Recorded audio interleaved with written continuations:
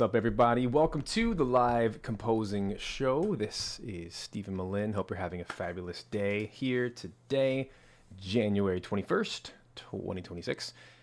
Honestly, I hope you guys are enjoying the new year. It's been a bit hectic around here with a bunch of work, but it's a good thing. That's a good problem, right? That's what we hope for. It's what we pray for. Very, very busy schedule for all the way from custom music soundtracks to video game music packs to YouTube to Video Game Music Alliance to Simple Samples Audio to private coaching and music teaching. It's just a lot. And I just totally realized, this is so embarrassing, that my hands are sticky from making my latte this morning. Anybody else there? Big coffee drinkers? Got my VGMA cup here today. Aww. Put a little bit of caramel in there today, and chef's kiss. Absolutely delish. Big fan. There's your ASMR this morning. Anyway, hope you guys are doing great. What's up, Sarah? What's up, Jordan?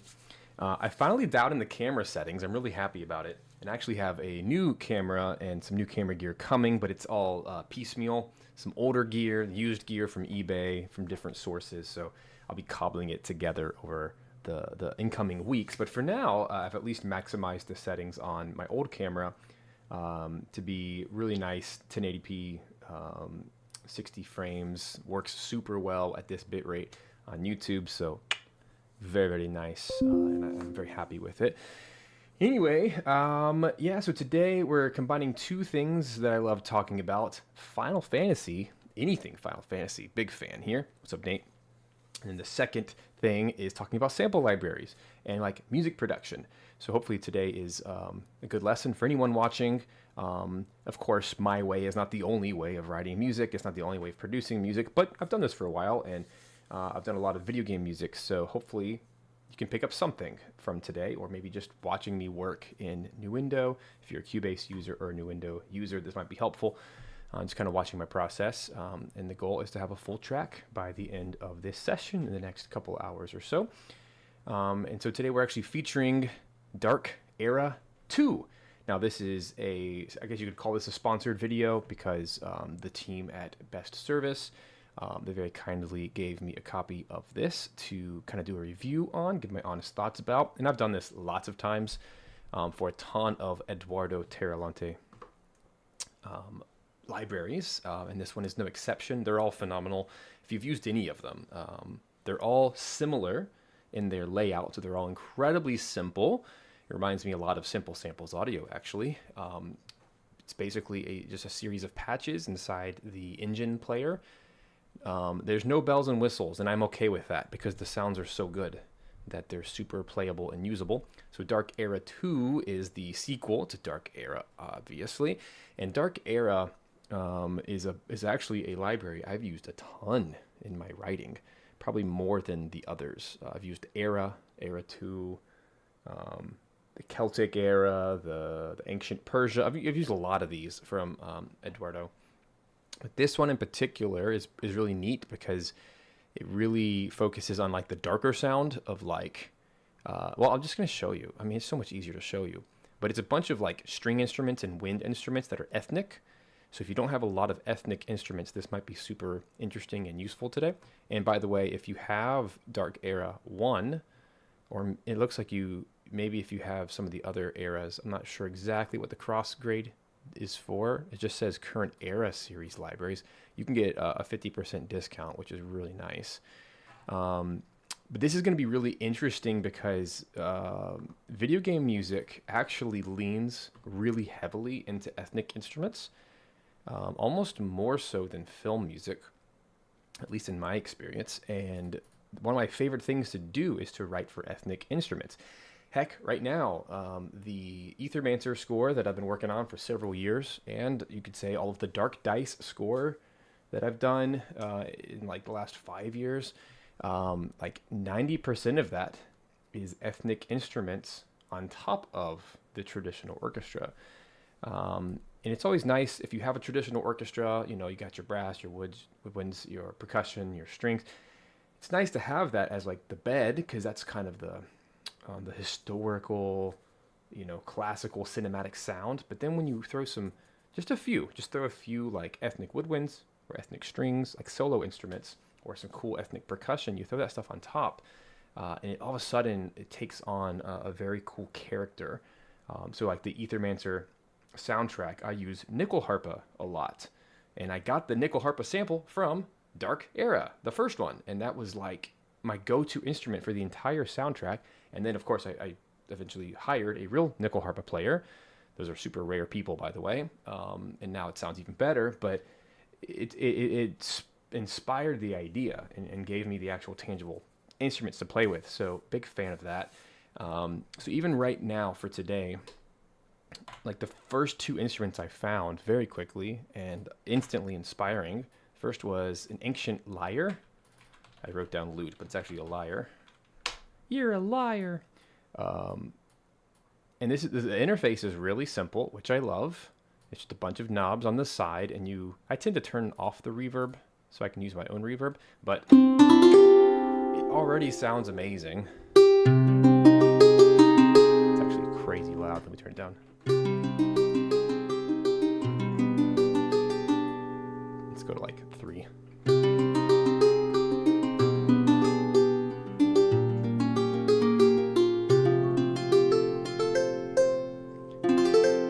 So it's still going to have a little bit of digital sound to it because it's so perfect, but there is something very charming about that sound. It has an RPG sound to it. It has a fantasy sound to it.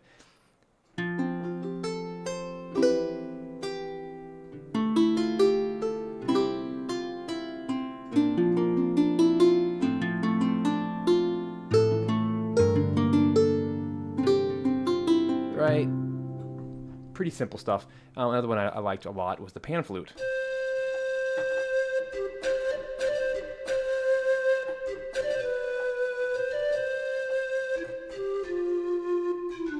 Which we're totally using today because that's like instantly throws me back to the PS1 era.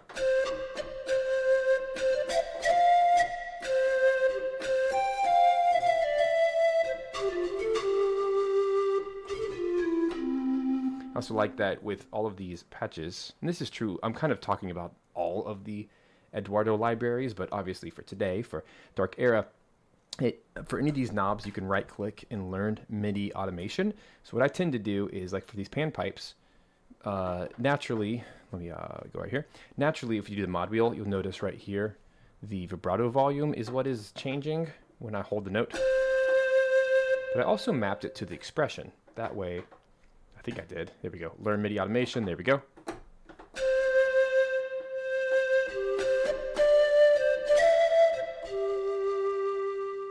Looks like in this particular patch it changes volume, which I don't like, but if you find a parameter that you like,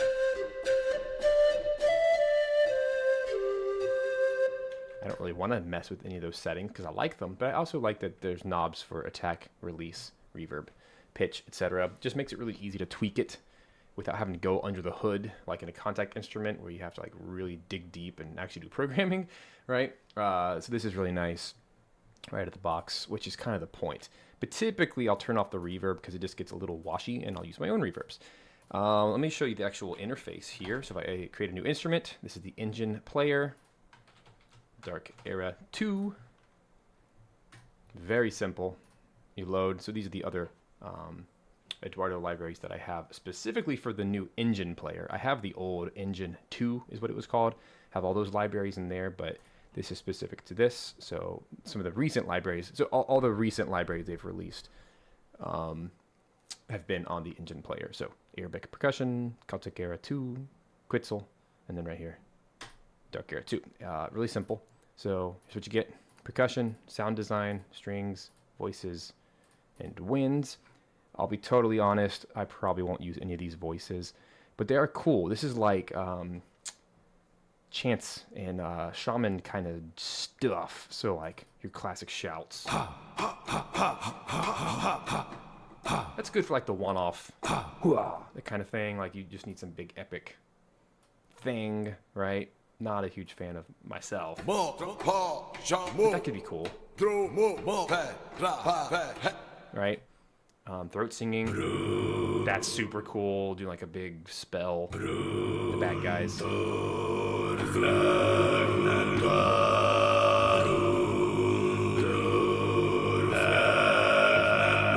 That's actually super cool. That'd be amazing for like a villain or boss battle or something. A freaking cool drone to put in the back of a boss battle. I could see myself using them for that kind of context. That's cool.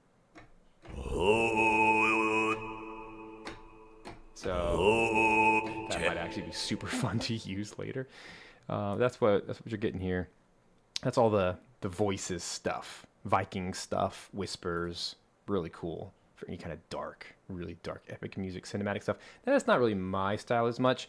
I see myself more using the woodwinds, the strings, and percussion. Sound design, it's always there.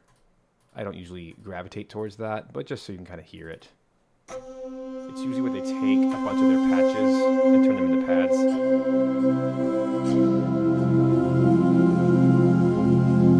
I can see that being useful.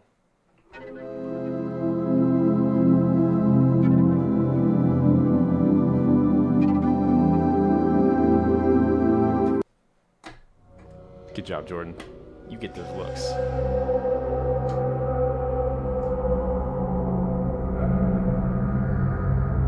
Now, I will say, for the Aethermancer soundtrack, you know, I don't mean to bash the soundscapes, because I actually, from the original Dark Era, I've actually used one or two of these as a staple patch in the background of all the Aethermancer environmental tracks whenever you're walking around. So yeah, I have like live instruments on top, like flutes and violin and whatever, but underneath it, it's a drone. It's usually like this. This is kind of my go-to, is to pick something like this. It's very ambient, because this is what Zelda music did. Especially in the N64 and GameCube era Zelda soundtracks. Every track, just about every environmental track, every dungeon has this kind of low roaring ambience in the background, and it's so cool because it creates the vibe of like a cave or a cavern or whatever, a dungeon, and then you can do all the music stuff on top. It's so vibey. So sound designers, there you go. Amazing stuff. Rhythmic pads, that looks new. I don't know if we had that previously. Okay, that's super cool.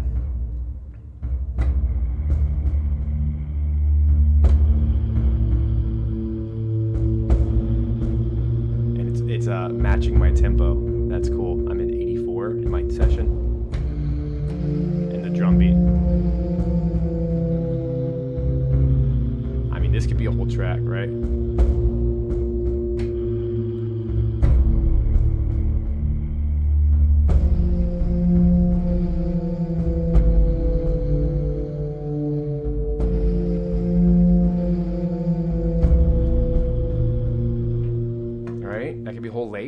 It's like a tension layer that you could easily add for any video game kind of soundtrack. But that's not what I'm going to focus on today. But I just want to kind of poke through here as well. They have so much percussion in here. My gosh, what would be interesting to play around with? Maybe some of these big shaman drums.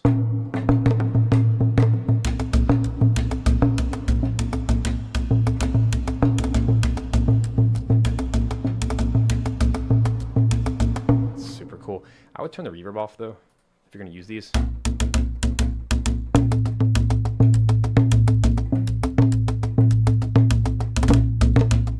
And then, you know, add your own, or maybe change the amount. It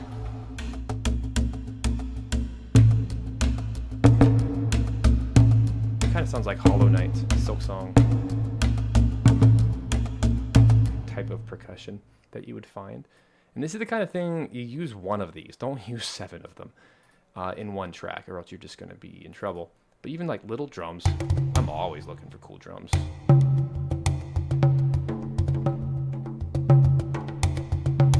I like that a lot. So yeah, I mean, I could just poke through here for hours and find cool stuff. Deep drums, maybe? Oh, that's nice.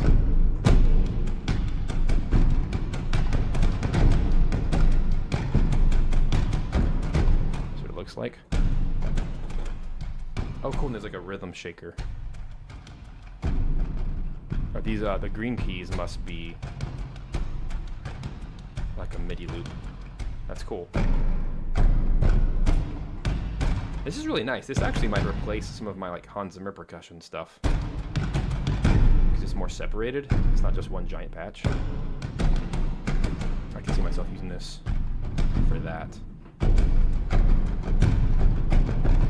Let me actually, I don't know if I want to use this one particularly, but I want to find a good one of these deep drums to use for today. These are a little wet, not wet, but muddy to me. I mean, they're the deep drums, right? They're not meant to be like the bright kind of drums. Skin drums are usually my go-to. I actually have one behind me in real life. Ethermancer has these everywhere in every battle track. And I actually use the one from Dark Era. That whole soundtrack has Dark Era all over it. It's such a good drum. I want to find something more... Nah, that's too similar. What do I want? I think I'm going to go back to the shaman drums. I liked those. Do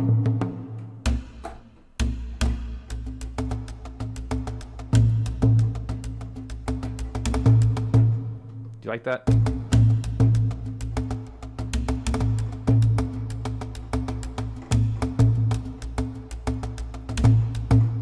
What I'm going to do, let's keep some of the verb. It's nice, but just make it way less.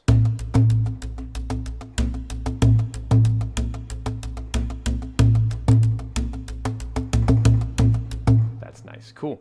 Let's rock with that. So this is let's call it shaman drums. DE2. I'm going to start abbreviating DE2 for Dark Era 2. So I can see it all here on the page. Sweet. Okay, I haven't even shown you the gameplay clip. I was just getting into Dark Era. Well, clearly there's some cool stuff here. That's worth exploring. So, quick little shameless plug. If this is interesting to you, if you're already looking at Dark Era 2, if you want to support my channel directly, I get a little kickback if you buy through the affiliate link. No additional cost for you. There is a link in the live chat as well as a description below. I would appreciate that. And you might as well do the cross grade. If you already have Dark Era 1, you'll get 2 off, like 50% off, I think. You can use that link, and I'd appreciate it. Cool. Thanks. Anyway, moving on to, here's what I have so far. So I finally, after many years, figured out how to connect my Switch to rip footage using OBS and whatnot and a capture card. You got all that set up, but I don't have a Switch 2, so I can't play the demo. I don't think there is a demo for Ivalice Chronicles. Either way, I guess that's a moot point at this point, but I can grab other Switch games. If it's a Switch 2, I don't have a Switch 2. So I couldn't grab footage, so I had to grab this Japanese footage. But at least there's no music, which is cool. So at least we can hear it. And there are some funny, there's Japanese voices in there. But what I'm going to do is to keep this relative in volume over here in my mixer. I'm going to make the sound effects track. A couple things. I'm going to, right here, I'm going to duck the mids, because that's usually where the music is going to live, and I'm going to boost the highs a little bit so we can only hear like the sound effects more prominently, and then I'm going to boost the actual track itself by 6. That way when we're playing it all together,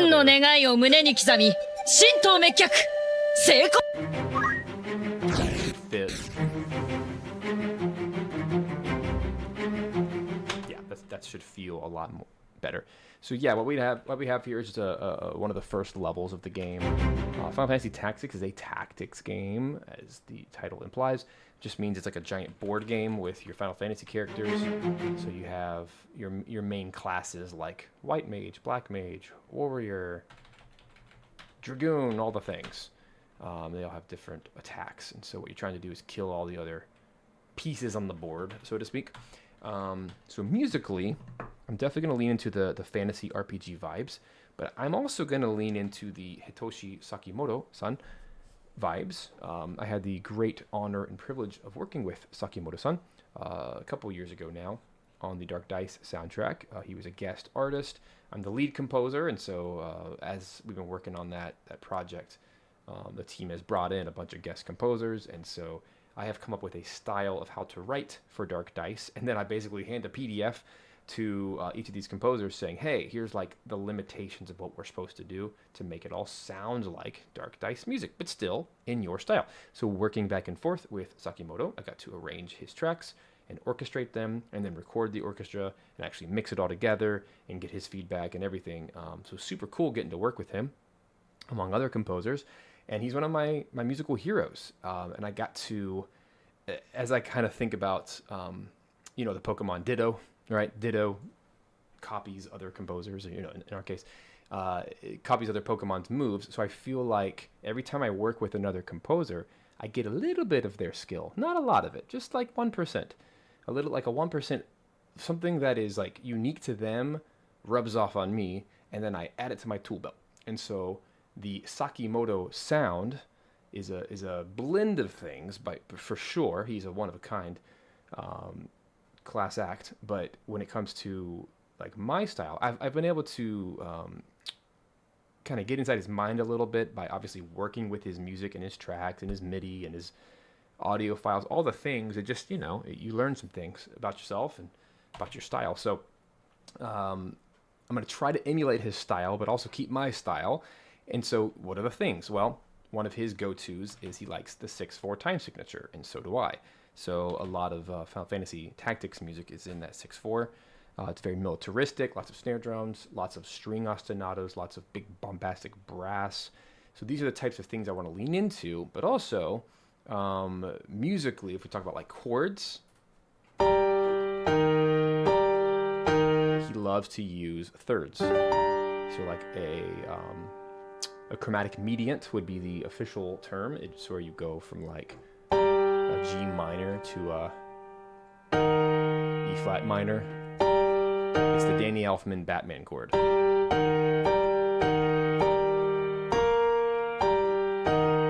So like rotating in minor thirds, or you can do major thirds.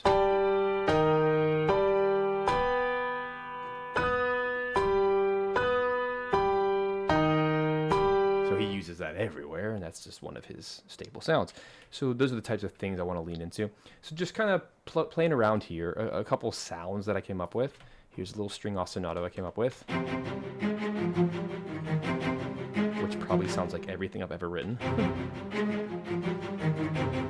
So it's like a 3, 1, 2, 3, 4, 1, 2, 3, 4, 5, 6, 1, 2, 3. It's all just a C minor ostinato. Right, pretty simple stuff. Another sound I liked with the lyre that I grabbed from Dark Era 2.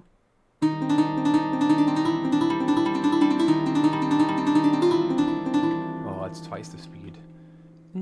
Let's play it again. I forgot to change my tempo to 168. Come on.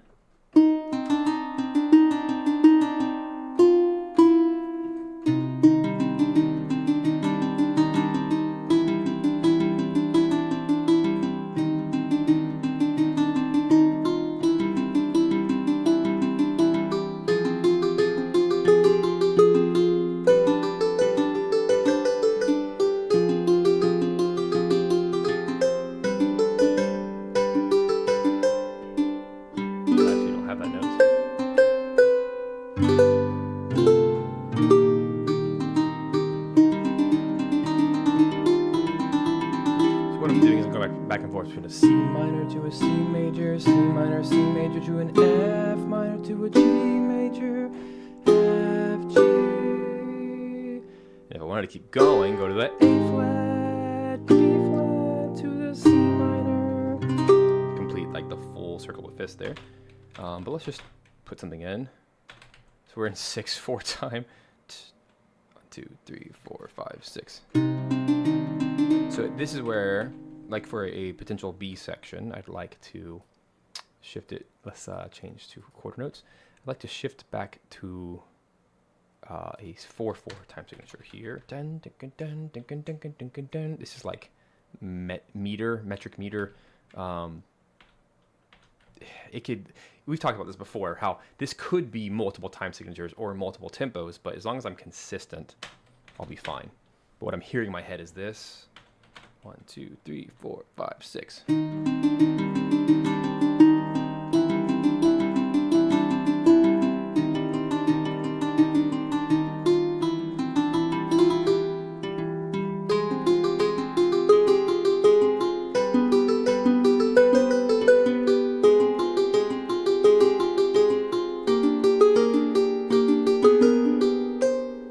That would work.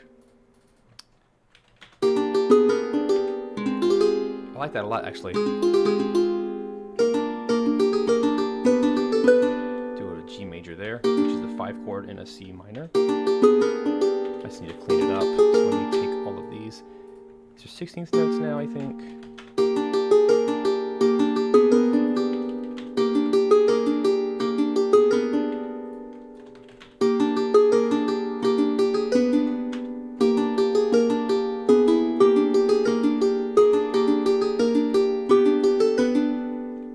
Banjo-Kazooie now.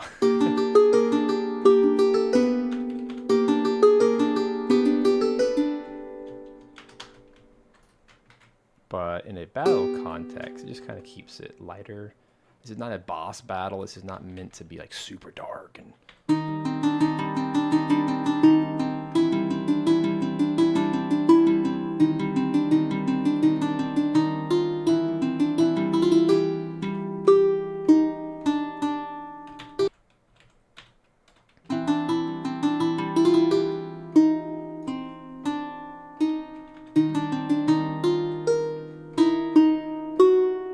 These are my notes.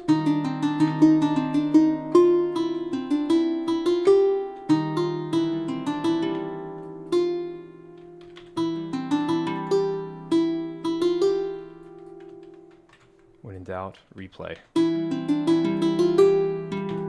Like that. Just record it again. Just that one little part, and then merge it.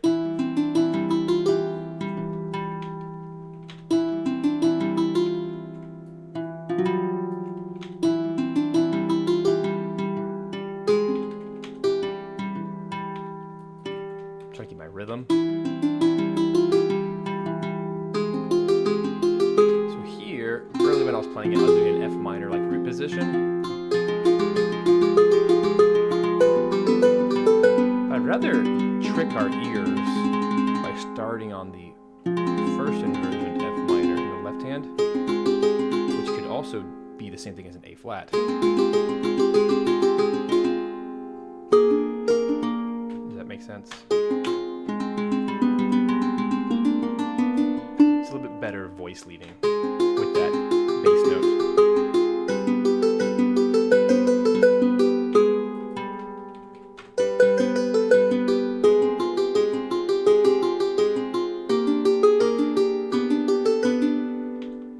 Yeah, that feels better. Cool. This should all be settled. And now, just for my sanity, I'm going to write down the chords. Let's just do the big chords, so I can have that for other instruments as I add them. That's why I have a lot of marker tracks here. What's up, Bailey? Glad you're here. Okay, so for this one, it's actually just C minor. I don't care about inversions in this moment. Although, that could be really nice. I'll just write it in for now. C minor over E flat.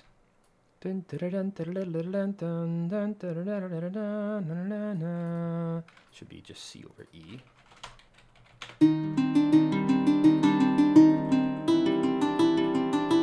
Twice.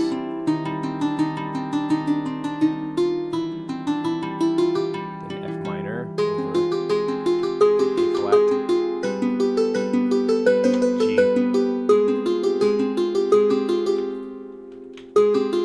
And this one, we're going to trick the ears by going to an A flat. A flat to the G over B.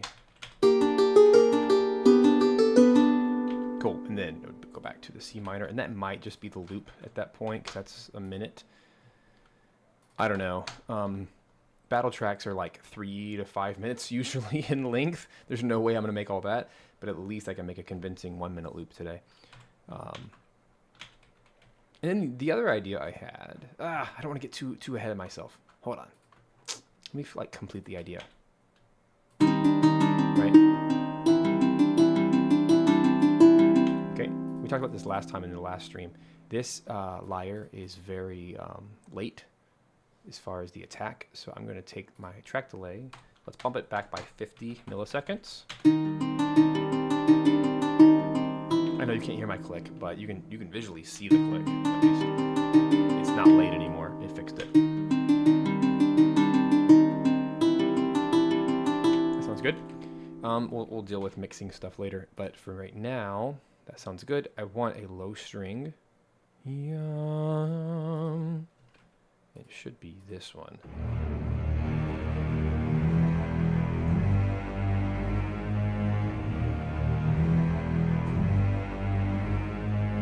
By the way, that's the octatonic scale, which is my favorite scale of all time. Which is super fun. Here we go.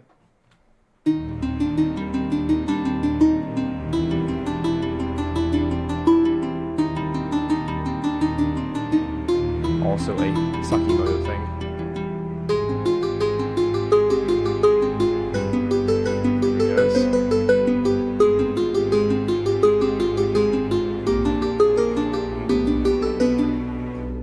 See, that's what I was hearing in my head. The strings, they're just the best strings ever for this specific dark, brooding. You can't do it for the whole track, but it sure is nice.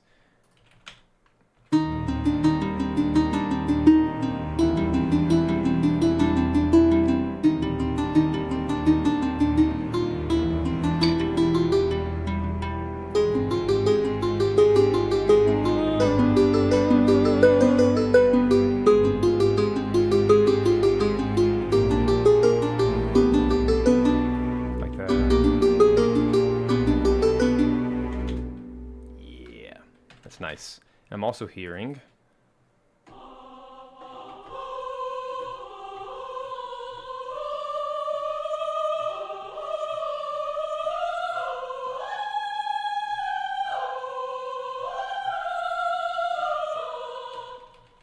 hello. Let's do something.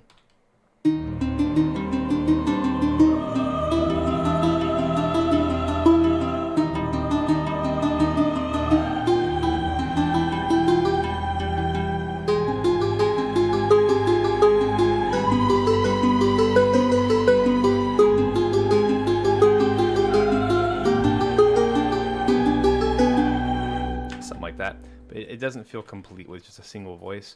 So I'm going to grab, let me just disable those 2 tracks. Those are just Metropolis Arc ones, but they're not sustained. They're not going to do what I want.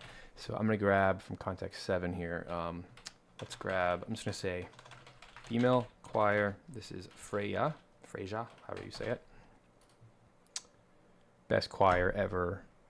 Stupid expensive. Don't buy it, but if you want the best, it is the best. It's like $500 for this blaster thing. For this, it's crazy, but it's worth it if you use it all the time. Let me find it real quick. Blah blah blah blah. I hate this new. It's not even new, but I hate the Context 7 Plus interface. Freja. I can spell it correctly. There it is. When you hear it, you'll go, yeah, that was worth it. When you write for as much choir as I do, it's worth having. Let's do legato.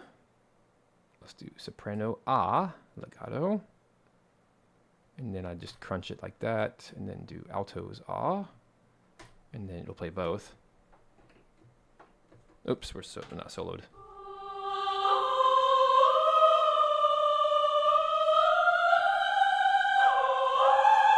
I mean, there's no contest.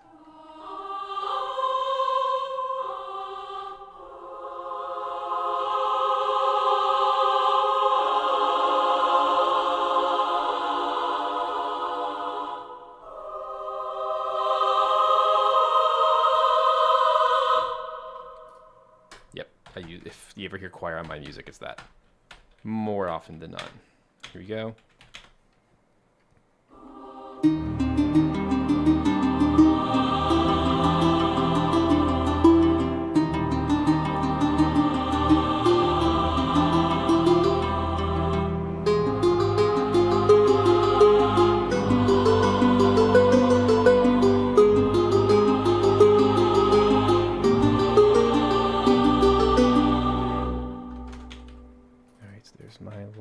Pass. I want to make sure there's a little bit of breath. So here's a good writing tip for woodwinds, brass, and choir. As much as you can with your voice leaning, try to connect your notes. I just butchered that. There we go. Try to connect all your notes as much as possible so there's like no like additional attacks, and then leave a breath between each section is what I'm really getting at here. I think I messed up here.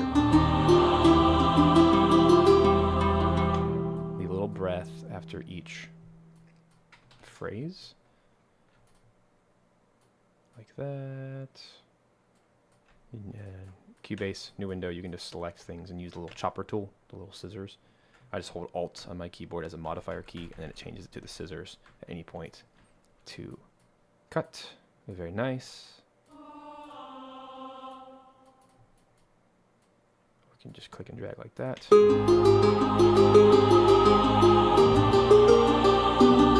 here's an example of where I should have just stayed like that. And then the whole time I was playing the mod wheel, so you can see how it's going up and down. That's where we get all that juicy automation. Yeah, give me a sec. I'll talk about my favorite scale. Couple things real quick. It's way too loud. Let's make it like -5. Also, it's a little late, so let's make it like -50. See if that helps.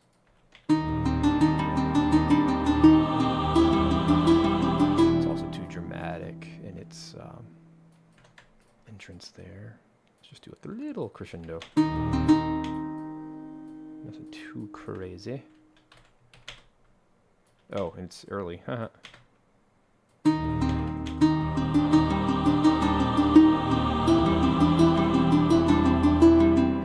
Hear that breath?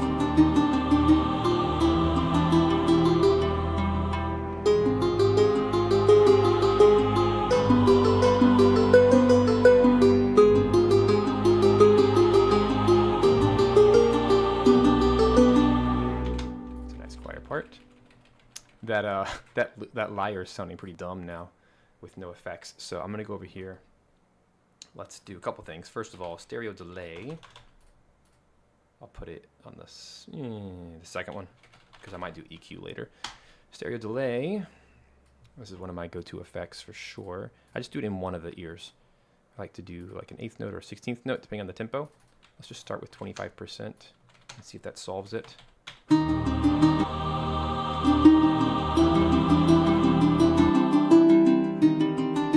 There it is.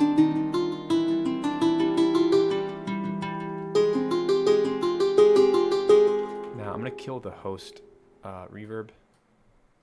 It didn't even have any. Wow, that's why. So over here, let's throw it into, for now, let's do Aether, which is very good orchestral whole verb. Let's start at 20, see if that, -20, see if that solves it.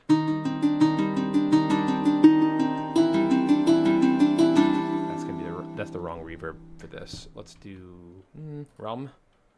That's why I have lots of choices, always actively loaded.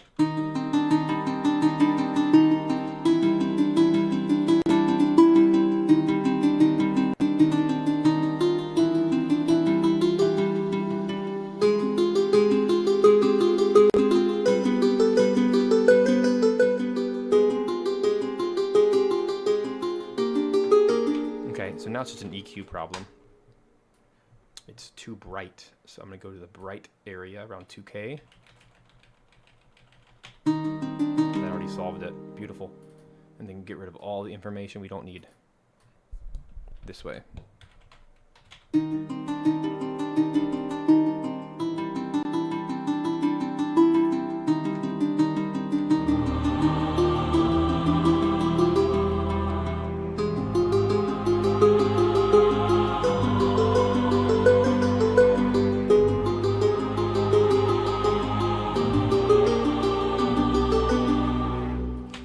opposite, actually. It needs to stand out, so I'm actually just going to get rid of what it doesn't need to help accentuate the thing that it does best, which is being bright. It's kind of an opposite. It's like negative EQ.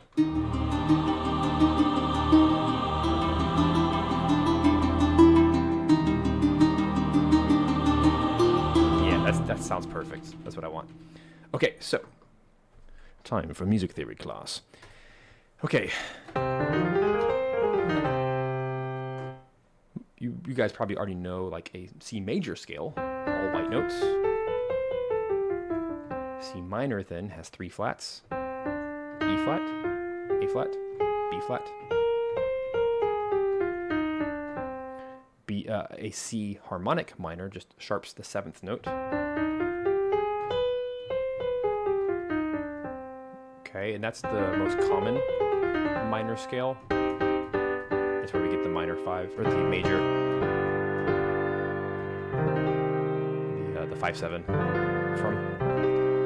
Anyway, so the octatonic scale is when you do half step, whole step, half step, whole step, half step, whole step, half step, whole step.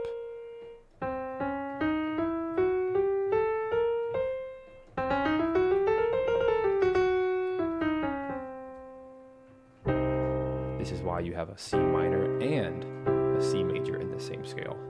You also have a D flat.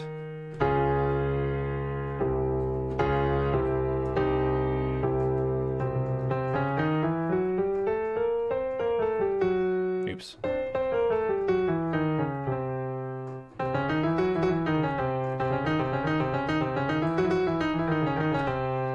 Isn't that so cool?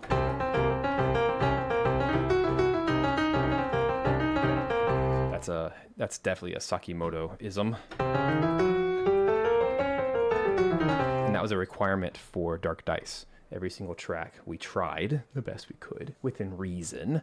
Basically all the battle tracks, not like the nice, pretty ones. The battle tracks are all in octatonic.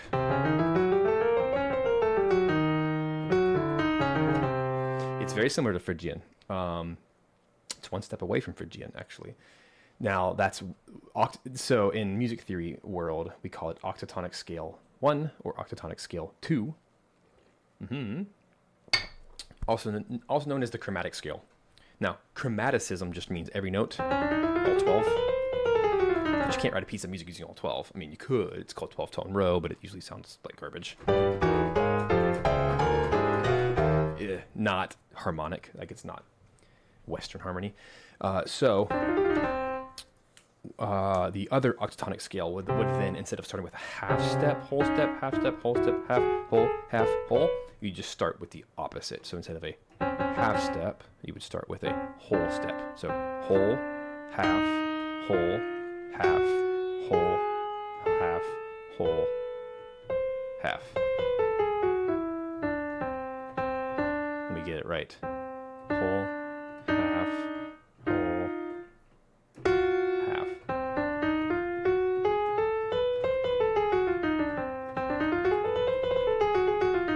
Has the same vibe, just different spacing.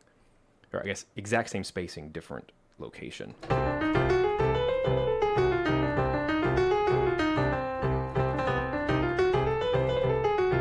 It introduces like the F major chord, F minor chord in the same, also diminished.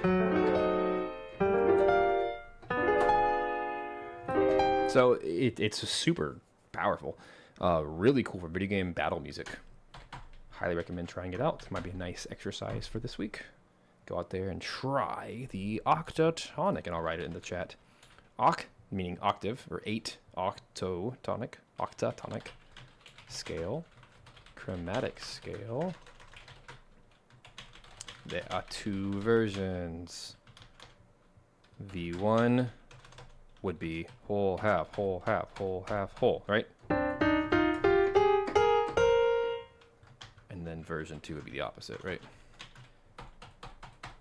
Homework, homework, homework, home. There you go. Hopefully that's helpful.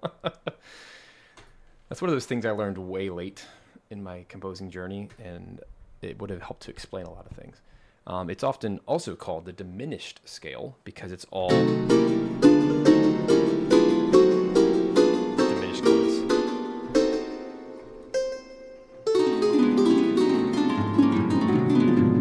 Cool.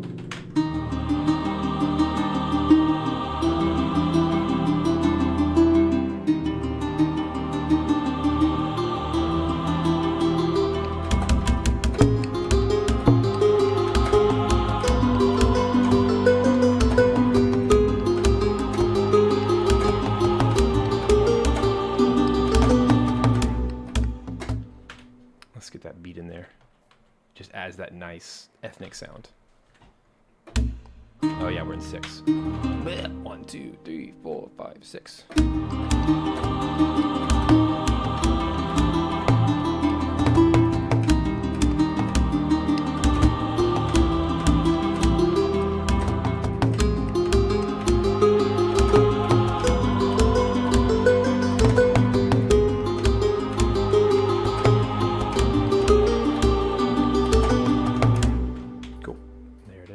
Keep it. I'm going to quantize it, but I'm not going to perfect it. So here's another little tip. If you're going to write percussion parts, do not copy and paste. I mean, maybe once or twice copy and paste. Play the part, even if it's a groove, it's never the same twice. I mean, go ask any drummer. You could play the exact same groove, the same 2-bar loop, 4-bar loop over and over and over again. But I don't know. By playing it, so you have different velocities and slightly different rhythms and that kind of stuff. Don't over quantize it to death. And as you can see, it's the same groove that I played for 4 bars, but it's slightly different each time, just slightly, not groundbreaking, but it just makes it feel more interesting. Now, I would say if you're gonna do like a shaker part or something that's very hypnotically the same, or like a hi-hat, yeah, just copy and paste it because you don't want that variance. Now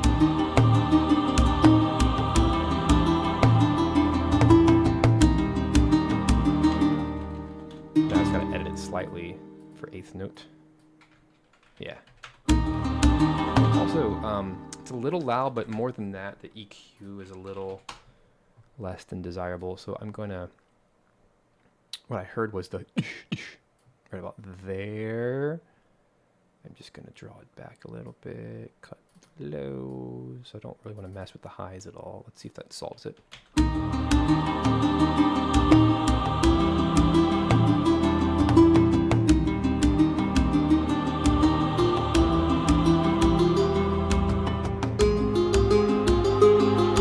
What's up, Tarek? Welcome.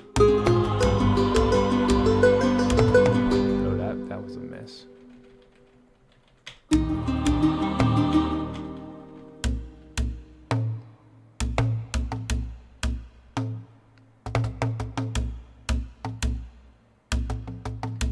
It's slightly different each time.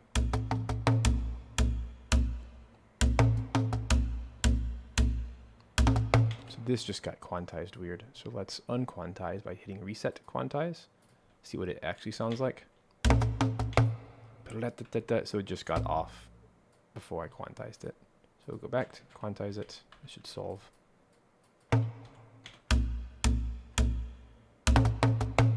It's also kind of weird in the a little bit louder.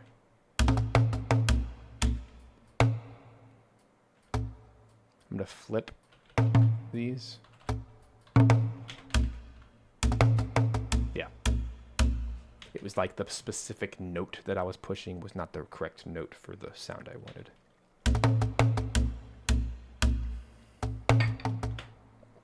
Same thing right here. These are all 8th notes. Ba-da-ba-da-ba.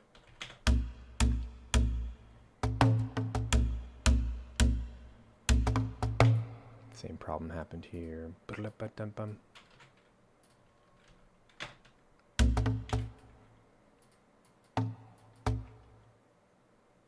And these should all be 8th notes anyway. Like that. But I think same thing, I got them backwards. Yep, that's all it was.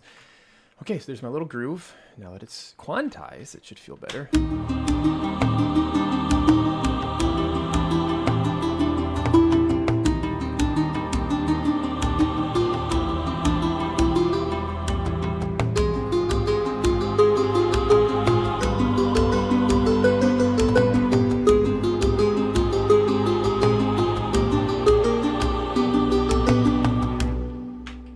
Cool.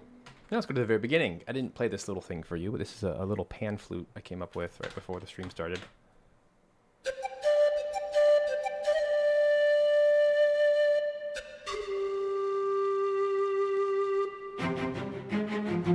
I like this as like a call to battle.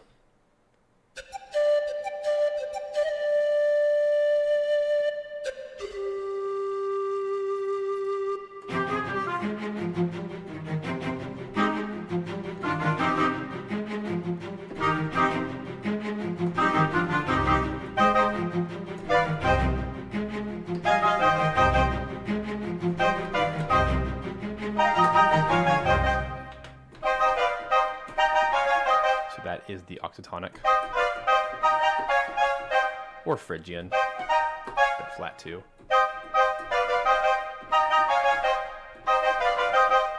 That's a cool sound. It's just loud.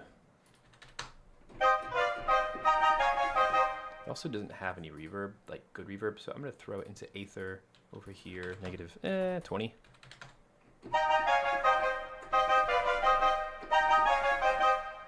Let's just play around with that.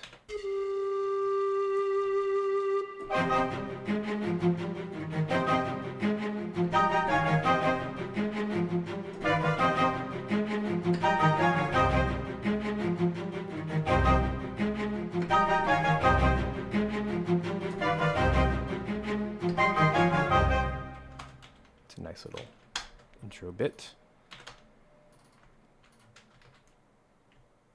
Kind of a call to battle.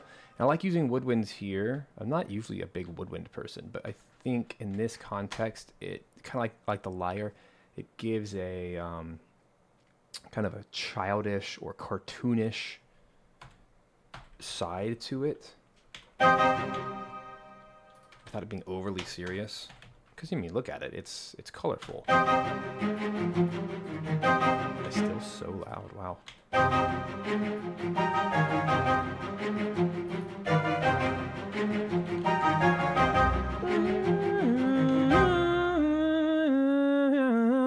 We need some kind of trumpet or horn. No, no.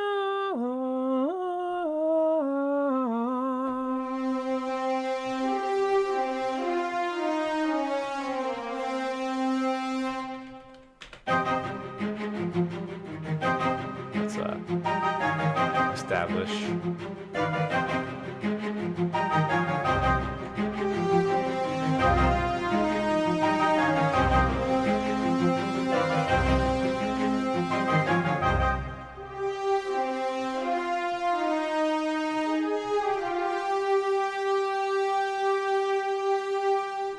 Then we can get into the more aggressive.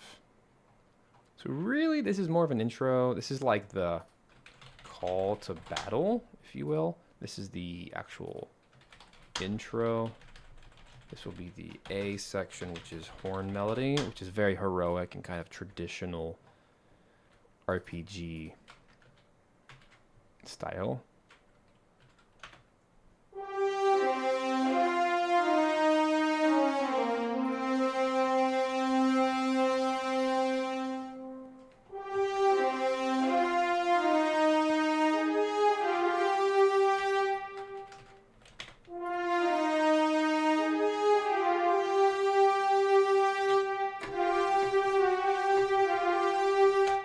Really, I'm just hovering on that C minor chord. There's nothing. Pretty sure that's all off by 1.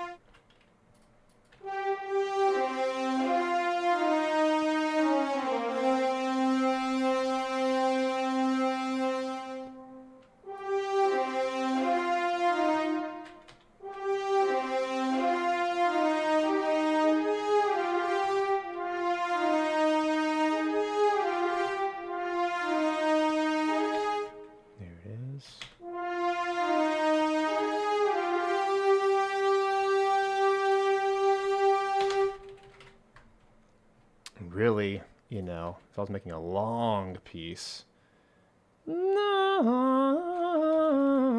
really, I should do it. Let's just do it. So we need 8 bars of music. 1, 2, 3, 4, 5 is what we have currently between sections. So I need to add 3 bars of music. How do I do that? I type in 16, I type in 19, that's 3 bars, and I hit a key command, insert silence. So cool. And that's it. Now I have what I need. This is going to be the A2 section, if this was the A1 section. We've got to hear that melody again, but this time we're going to let the strings do the heavy lifting.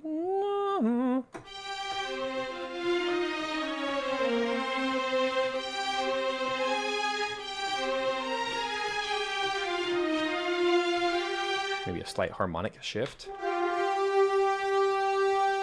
Here we go.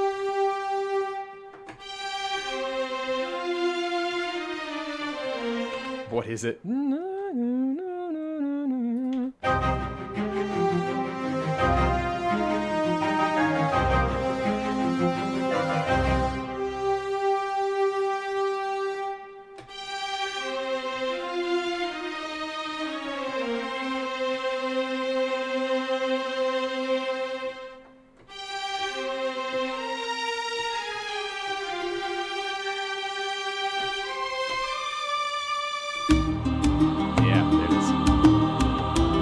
Metric shift to 4. The strings go down instead of higher. It's just a nice contrast. It's kind of what I'm hearing. This might also be a good moment to double with woodwinds.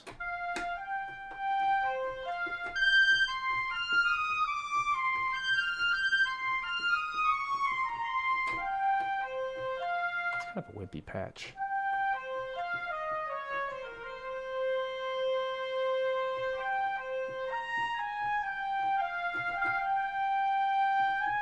Just a very small ensemble, which is not bad. Probably for the best. Let's make that. Let's give it the same treatment over here in my mixer as the other woodwinds. Aha, that's why they were screwed up. They should be negative 20. Okay. Okay, here we go.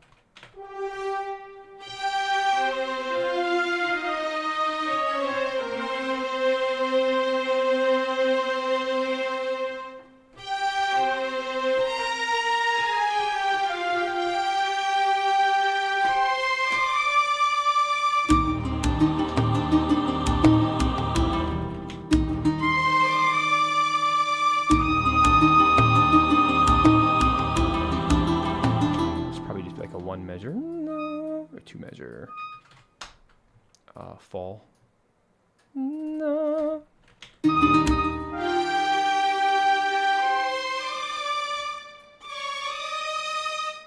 Like that. Let me just play it in so I have a mod wheel.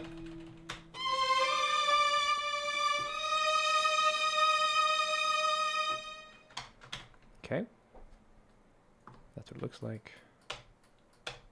Okay, now we gotta get all this cleaned up because it's off quite a bit. It's just like the horns. Just these are sluggish samples, so they have a way of capturing MIDI super duper late. So they're typically like when you quantize it, it's gonna be like an 1/8 note off. Let me fix that right now. Oh yeah, it's already at 110 milliseconds to offset. Jeez.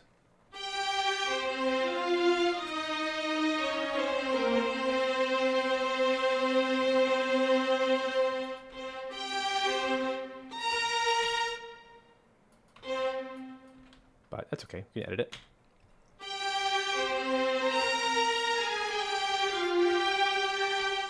This right here, this is 16th notes. Yada-da.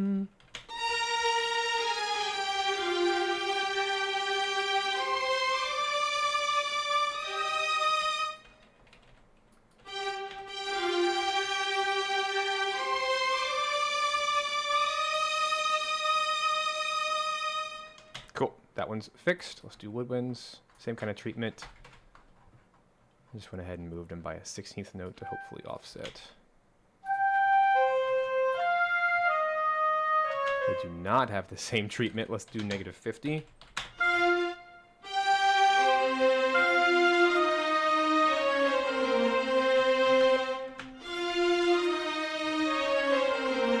Yeah, they just need some love.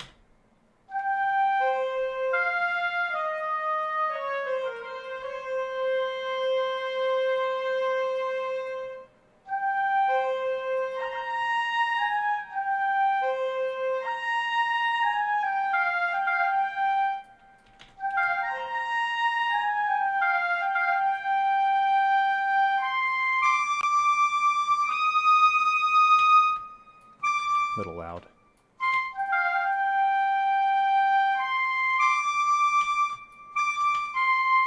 It's that dang clarinet playing high. It's just baked in. Okay. We might adjust that later, but for now, let's just kind of volume mix a little bit.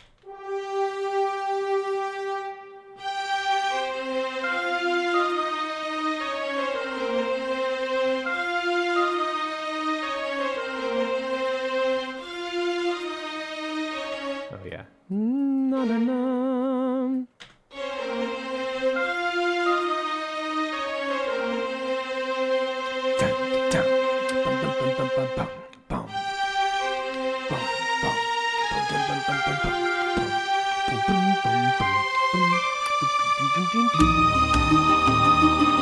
Kind of feeling that boom, boom, boom, boom, boom, boom, boom, boom, boom, boom, boom, boom.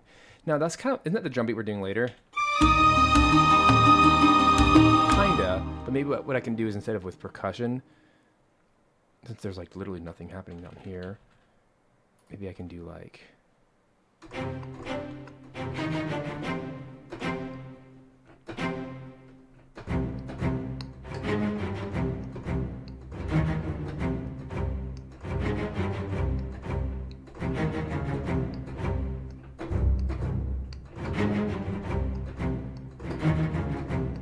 Just make it more energetic.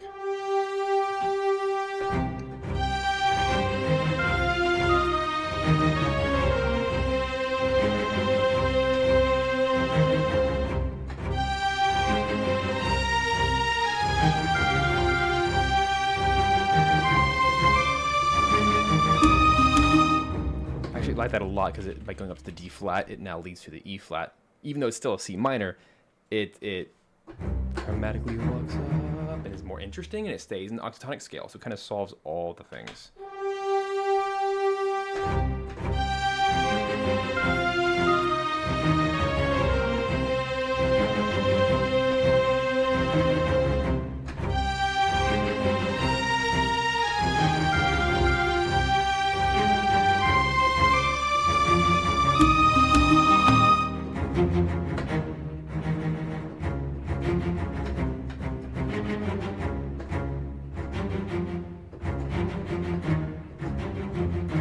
Change it.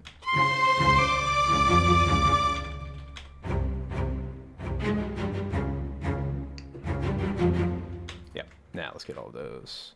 I'll get to your question in just a second, Tark. I'm gonna make sure I get all these.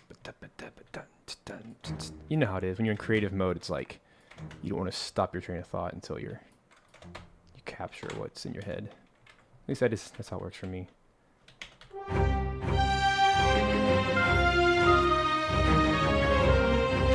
Hi. What's up? Tarek says, I had a problem with some of the tracks I was sending a client last month. Some weren't looping perfectly for some reason. I normally re-add a 2 to 4 second tail to the beginning of the track in a new session. Is there a better way? Yes. I actually have some videos on this. You just want to do a quick YouTube search. If one of my friends, maybe Jordan, if you can find one of my YouTube videos specifically on video game music looping, that might be helpful. I also do it a lot here on this show. But basically, the simplest way I know is to export your track with a reverb tail and then throw it into a program like Audacity or any other audio editor. I like Audacity because it doesn't save files. It like saves a temporary file, then erases it when you close the window, so there's no footprint of, you don't have to like save a Pro Tools session or a Cubase session, whatever, every time you make an edit, right? anyway, you throw your track in there, and then what I like to do is just put the track by itself, next to itself, and then what I'll do is I'll tweak it as needed, chop off whatever needs to be chopped off, or just make sure it loops perfectly, because there's not going to be any like reverb or delay or effects inside an audio editor like that. It's exactly what you get. And that's how the game developer is going to use it in their game anyway. They're just going to check that little loop box if they're not using middleware in Unreal or Unity or Godot engines. They're just going to check a box, and if it doesn't loop, whoops. That's actually what I'm going to do today or tomorrow. I have the game I'm working on right now. One of the games is called Animal Kind, and I sent the tracks over with the reverb tail, and so it has that nice 2 seconds at the end of reverb. And I had a conversation with the lead game dev, like, hey, you're going to have to, offset this inside. I think they're using Unity, if I'm not mistaken. Inside Unity, you're going to have to offset it to where it loops on top of itself. Or I could try using middleware, but this team does not want to use middleware. They're like, no, it's too complicated. Okay, fine. So now, today or tomorrow, I'm going to have to go back and chop up all my tracks with no reverb tail.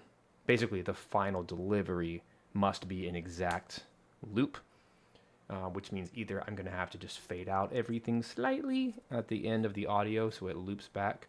Maybe like fade out that last bar a little bit, maybe leave a little bit of space and then reset.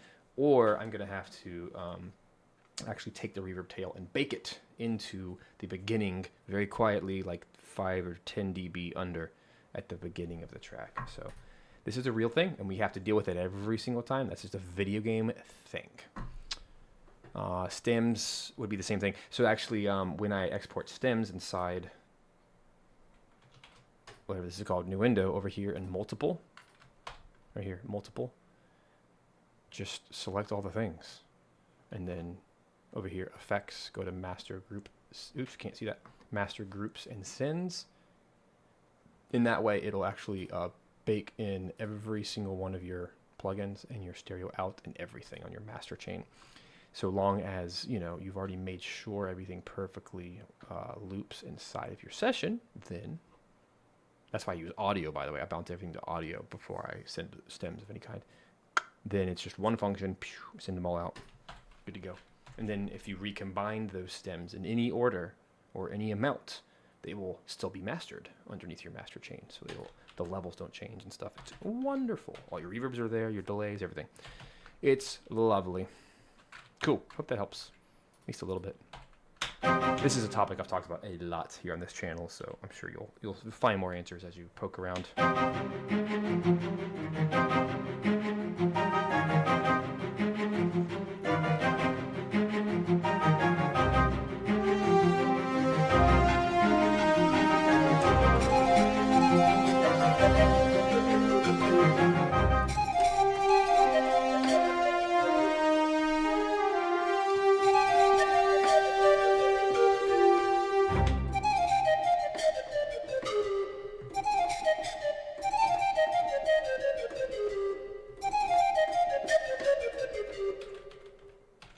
So this would be a cool thing to add in the longer melody notes where there's nothing happening.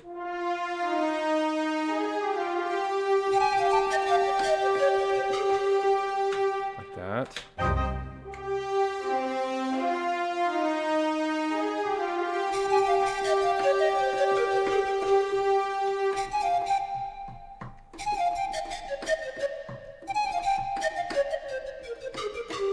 Something like that.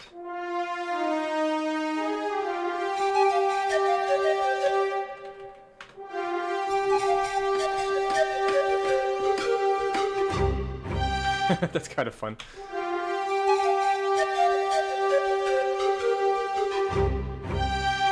I don't even know if that fits right there, but I like that line a lot. Super fun. I think they're all 16ths except for that, or 8th notes except for that one. I just love pan flute. It just gives me all the GBA and GameCube vibes and PS1.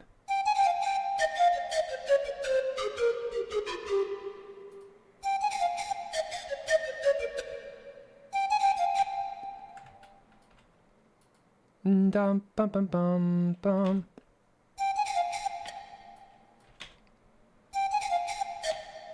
struggling for breath. I love it. The pan flute player's like... My MIDI pan flute is choking.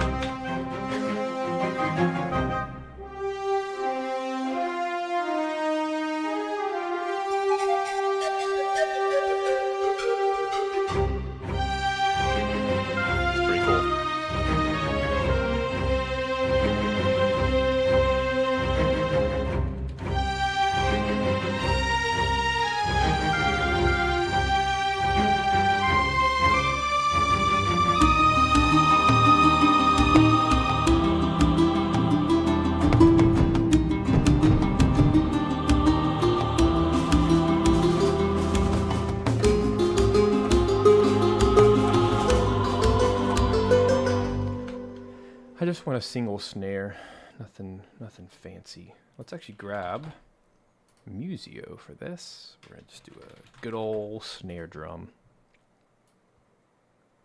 Finally got my Musio working again. That was off for a little while. I haven't used it in a while. I love Musio. It's wonderful. So this would be Cineperk. Orchestral. Let's grab snare drum. I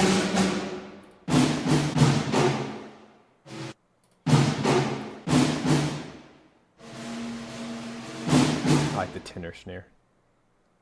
Let's give it a second to load. Haven't loaded these in a while.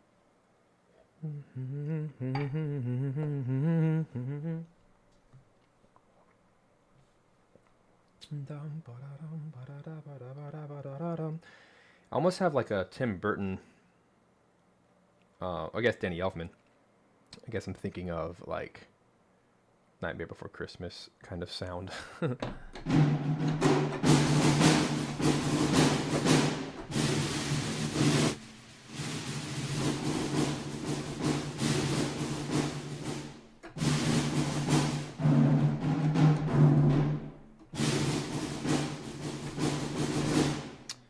me see if this has any reverb on it.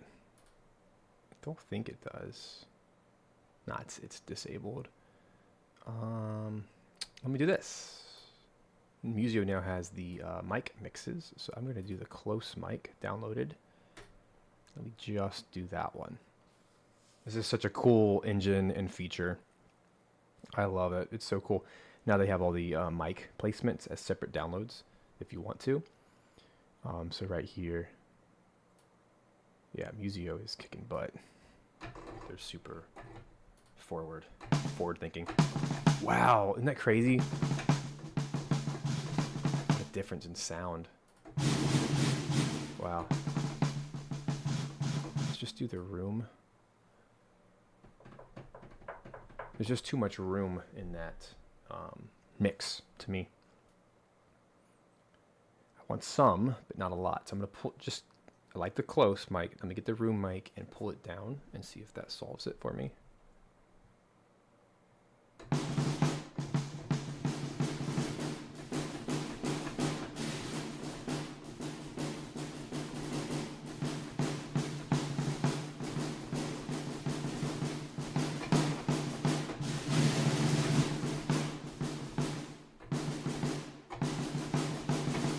Sounds so much better to me. Okay. So there's our snare drum, and now it's there. So I feel like...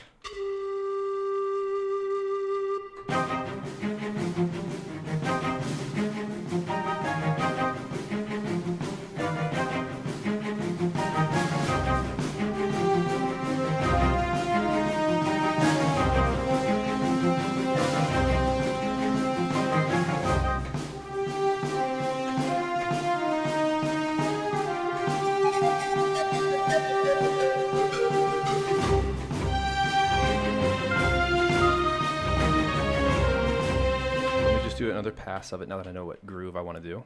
Here we go.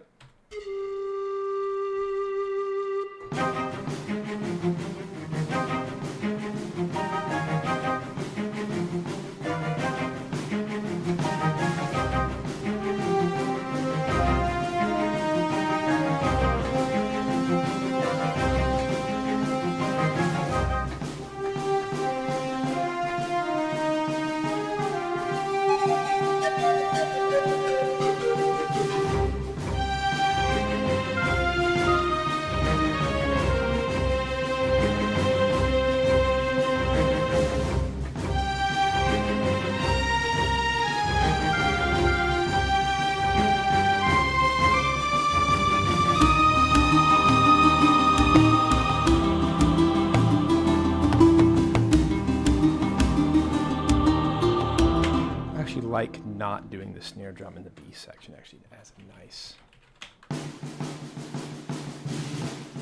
contrast, I think. Cool. All right, those are eighth notes, yeah. Sweet. I don't think I missed many.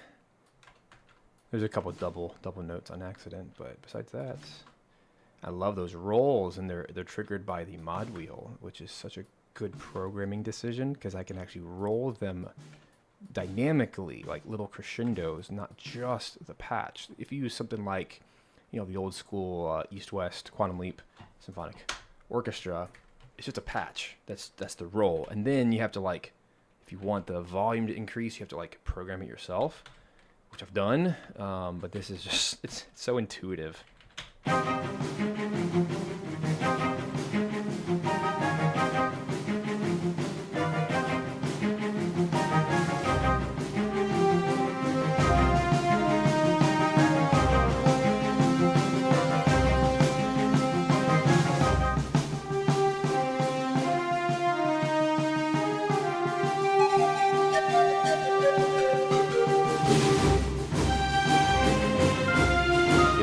Oh my gosh.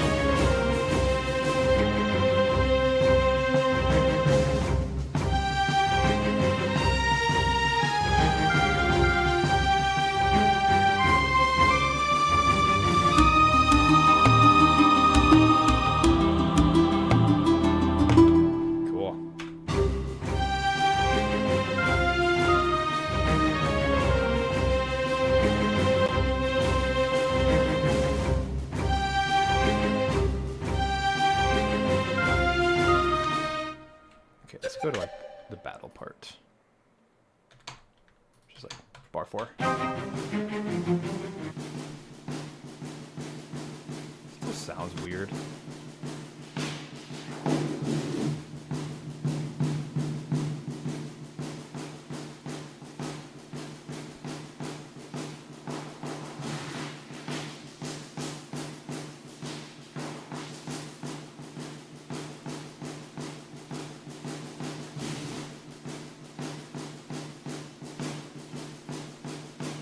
Also give it some latency treatment.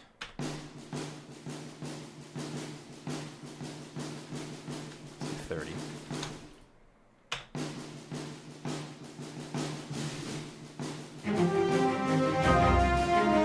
There it is. Feels good.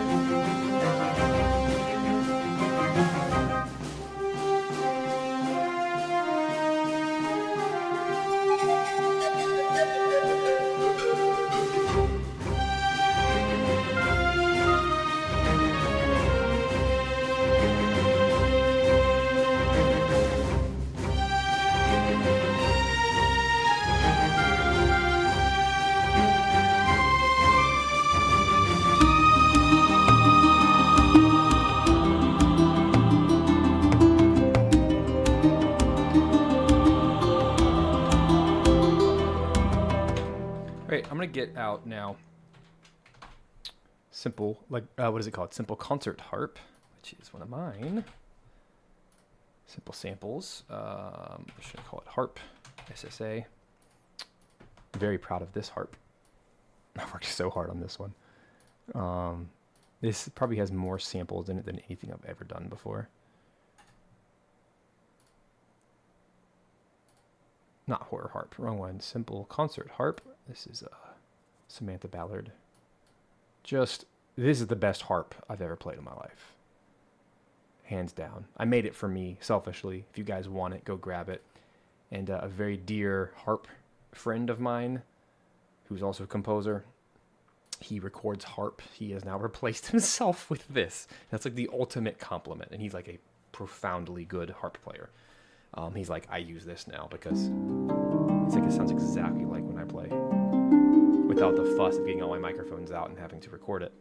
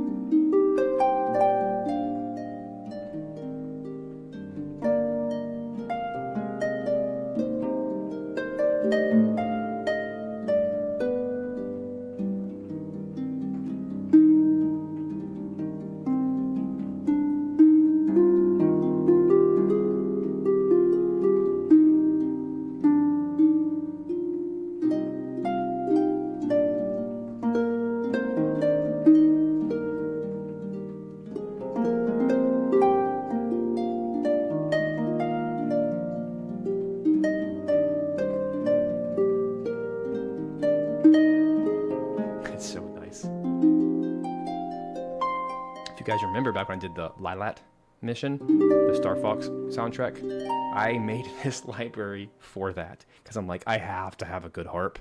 I just couldn't find one. And I've used every harp out there.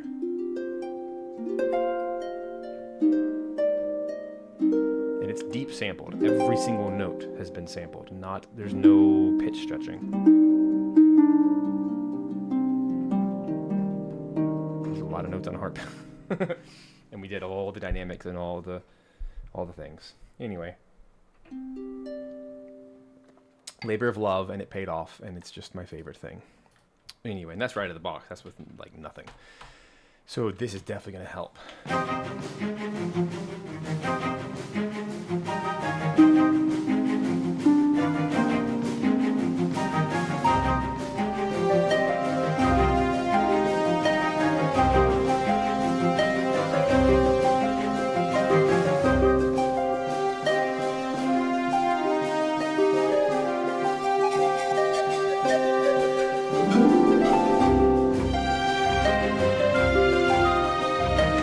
Right here, this is where it's going to have the most impact. There's two patches here. There's the plucked and the rolls, or gliss, I guess is what you would call it. So you got to use the gliss for the gliss moments. So we only recorded everything in major because if you play a major note starting on a minor note, major chord on a minor note, it's still a minor chord, technically. Anyway, so like this whole piece is in a C minor-ish scale, so we're just gonna play an E flat. So let's do an ascending.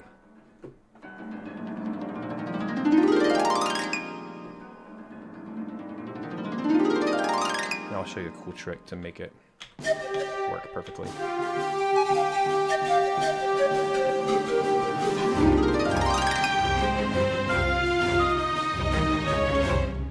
So, first things first, let me go ahead and take off the reverb. No reverb. I don't want any effects on here, actually. And then what I do, pretty cool trick. You can do with any harp library, for sure, but, you know, it's mine. So, I take it, bounce it to audio. Now we know it's in the right key, right? Because it's E flat major, which is the same thing as C minor. And then, a couple things. First of all, let's get rid of the lowest notes. We really just want like that part of it. So let's do a little fade in like that.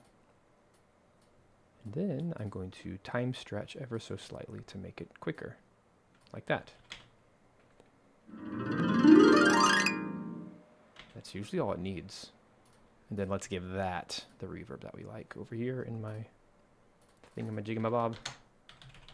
And then I like to always pan my harps left 20.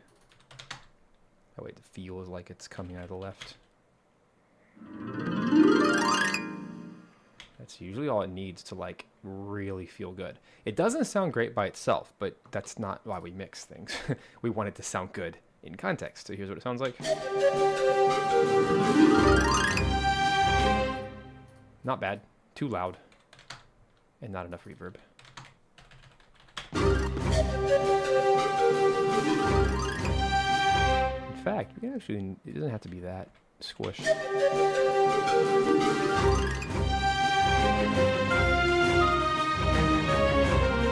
reason I did that is so that it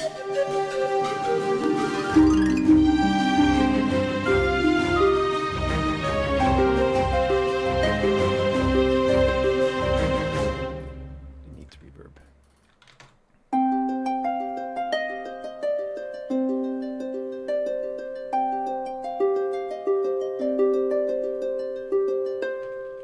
Also way too loud.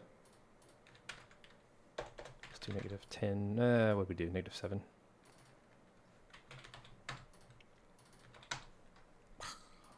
There.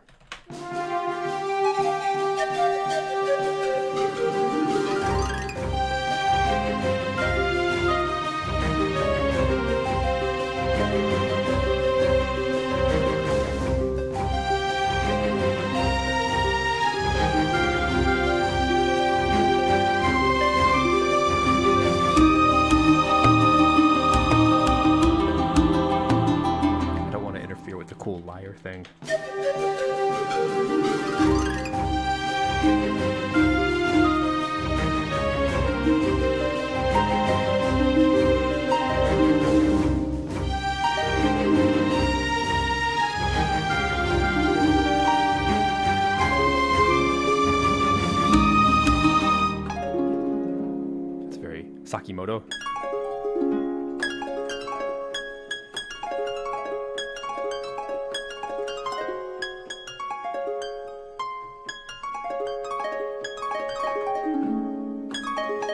Here's a lot of 2 chords.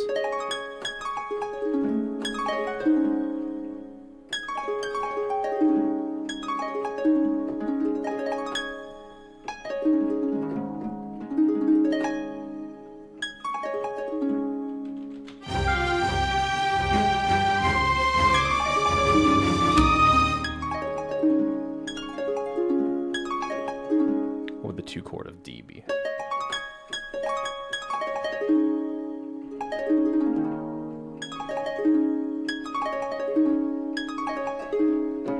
Pretty cool, right? Hey, see Chris.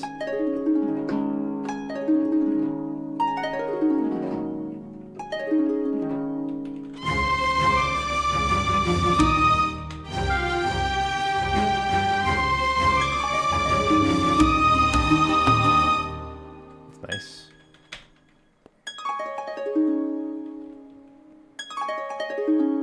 Very on brand.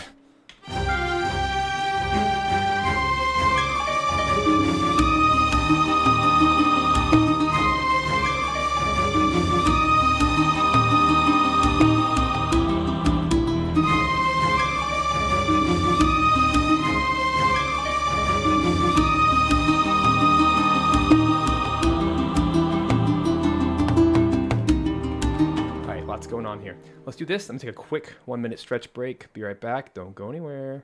Coffee time.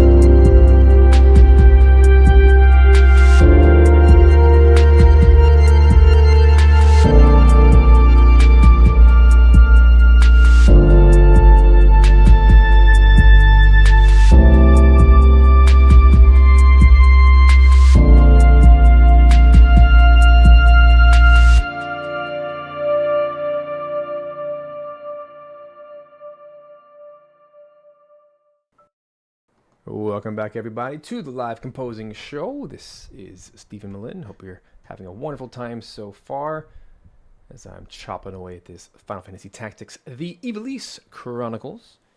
This gameplay footage I'm knocking out, writing an orchestral track with some ethnic instruments on top, and part of today is also featuring Dark Era 2, which is the latest library by Eduardo Tarilonte. Once again, if that is something you're interested in grabbing, you can go grab that. There's a link in the description below. It supports me at no additional cost to you if you want to grab that through the affiliate link. Here's the actual site here, Dark Era 2. Lots of cool percussion, vocals, very chant-like shaman kind of stuff. Very tribal, but also, you know, with like woodwinds and strings and all kinds of cool stuff. Very ethnic. We're using quite a bit of it here today in the stream, so hopefully that that serves you well. Anyway, let's keep plowing through here. So, where to go from here? I don't know. I'm having a lot of fun with this. Something that's definitely missing are some cymbals. This is a classic from East West Quantum Leap, actually. This is an oldie but a goodie. I've had this for ages. This guy right here. How do I show it? Here? Yeah. Like the oldest crash cymbals I have, but they're still my favorite. They're super clean, which is good. And they just mix so well. They've been used on just about every game soundtrack in history, it feels like. Ever since the 90s, anyway. It's just a classic patch. It'd be solid for, like, this kind of thing. Big swell. So let's find a good swell. One of the bigger cymbals.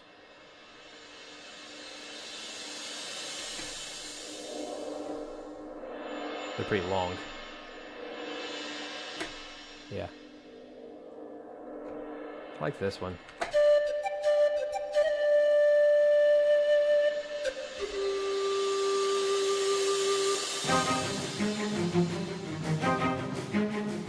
So let's take that MIDI region right there, right? It's humongous and long and awful. So by turning it into audio though, I can just do the part I like, like that. And then, you know, it doesn't have to even be that long either. And then of course I can go over here to my mixer, throw it into my send of reverb, which I already have active. Isn't that so nice? And because I can see the waveform, I can see the transient right there. See it? It's actually slightly off, so let me move it, turn my grid off and just move it. The transient's right there, and I want that peak of the transient right where the bar starts, and then I can just fade into it and we're done. There's no guessing. There's no re-triggering it 17 times to adjust it like I used to do. Bouncing to audio is the way. It's the way.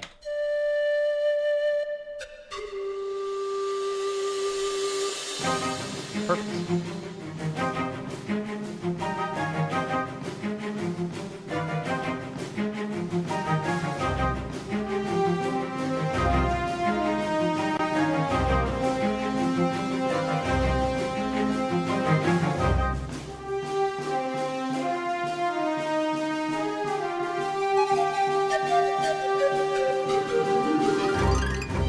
Harp is so nice. Let me turn it down a little bit. It got a little out of control. Also, it just needs more reverb. Just that one patch. Weird.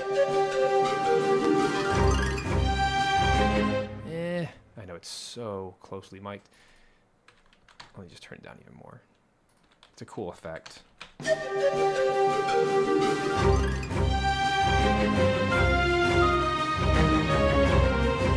Alright, back to the original question. These are cymbals. I want to do some crash.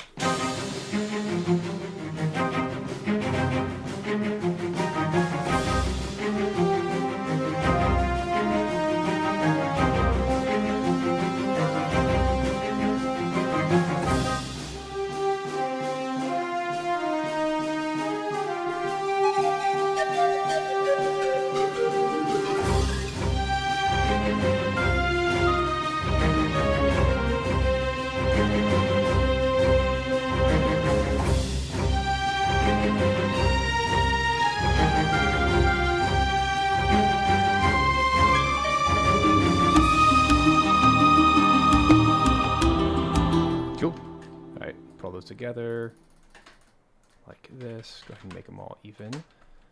I'm not going to like change the velocity because I already played them in and they're all different. They're my Robins and they're going to sound nice. I will, however, let's go ahead and bounce them to audio so we have them kind of like this. And I want to be careful. Let me actually just do, we call this cymbals, swells. I want that to be different from crash cymbals. So cymbals crash, that is going to be different in volume and stuff.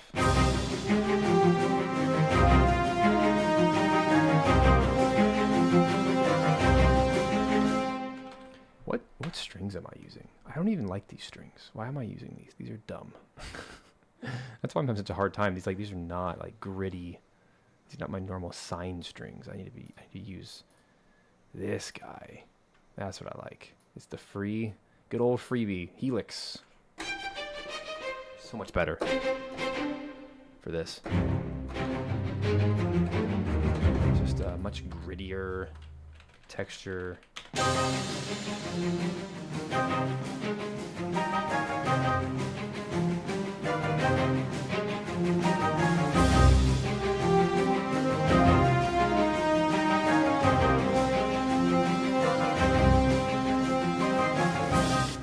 Yeah, let's keep this going. There's really no reason to stop this groove.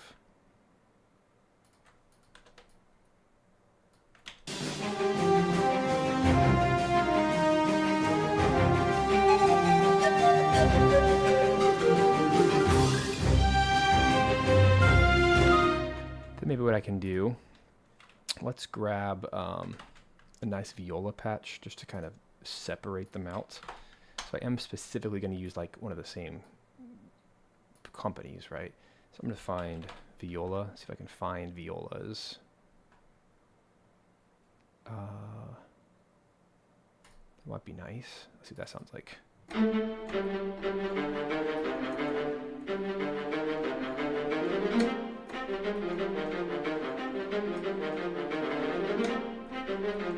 Not the worst thing in the world. Let's see.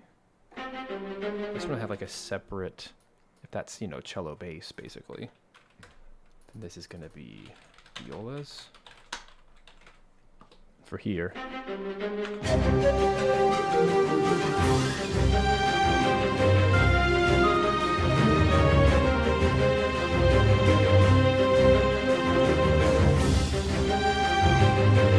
So now that tells me that this is all violas. So let me solve that real quick before I get ahead of myself. This is worth taking the moment, so just bear with me. I'm going to take all of this, copy it into violas. Shouldn't take long at all, actually.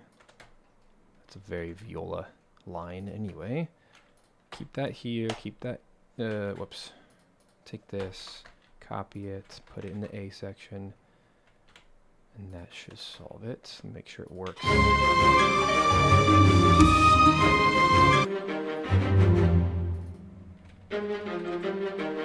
Remember, this was a G, F.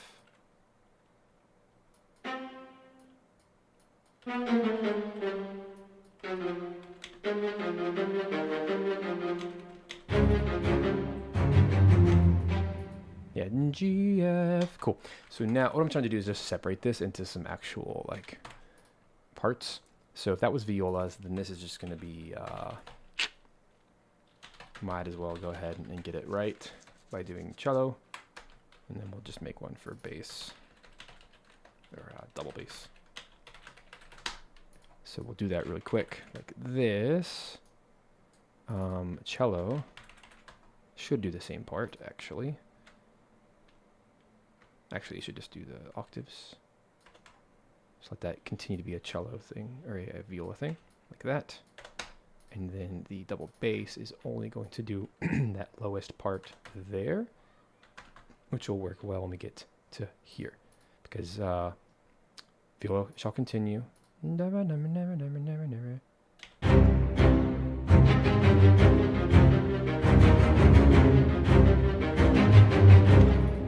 Here, that's all cello, and that's all bass. There we go, we've solved it. It makes sense because now down here, like that. Cool. Let me go ahead and make all those orange so that there's no confusion about what is strings and what's not. Okay. So that should solve all of that. But now we have to actually choose patches that are correct. So now let me do cello. I'll just keep using that same. Looks like everything was coming from the Berlin Free Orchestra. So hey, there you go. There's a free patch for you guys to go use. Cello, spiccato. Let's do that. Just to keep it all consistent.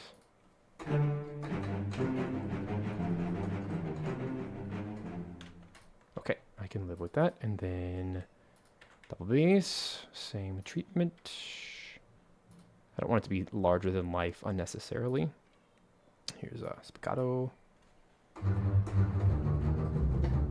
Let's see what that sounds like all together.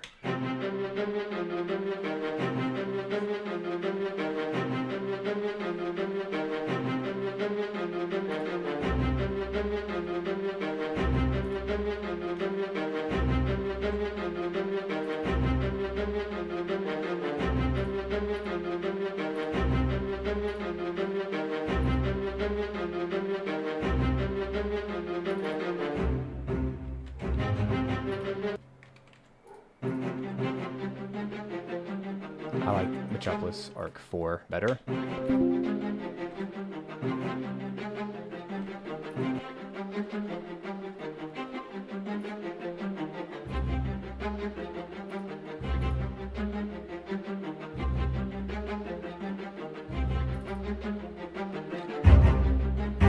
There it is. So, what a difference in just like the sound quality. Sorry, free stuff is not always the best. Metropolis Arc 4 just has like more of a punch to it. So let's try that.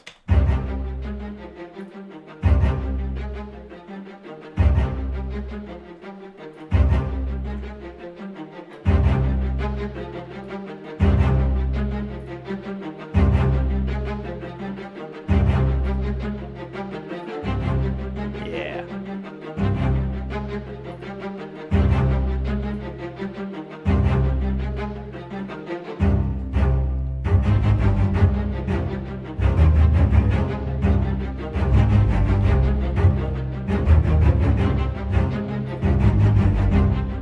There it is.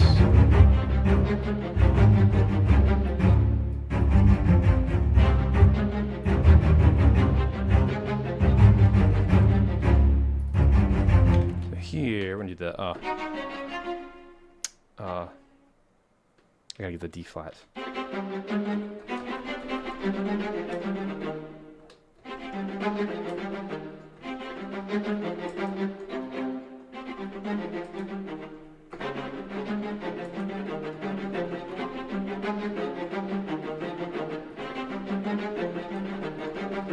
That's it.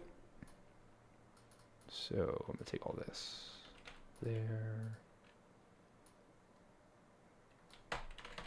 Cool. Hopefully this makes sense.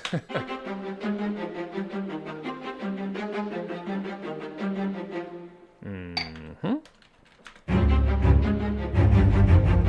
Ah, where'd it go wrong? Oh, it's just the last two. Just kidding.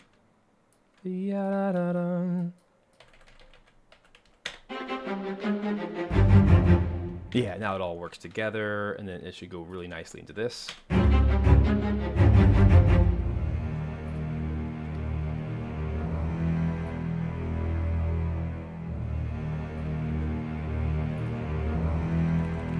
Yeah, that's nice.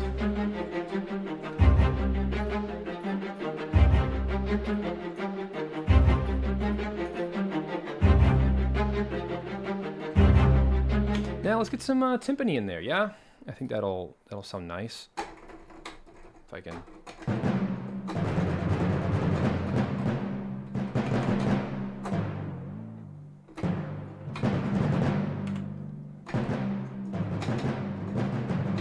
Yeah, I'm gonna grab Museo for this one. Museo just has the best timpani ever. By far. I'm gonna do the medium mallet. From Cineperk. Cineperk is just golden.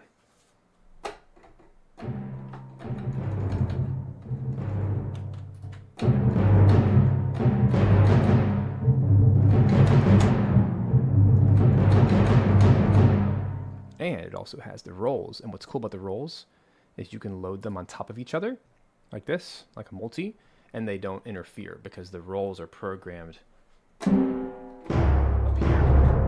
I guess lower.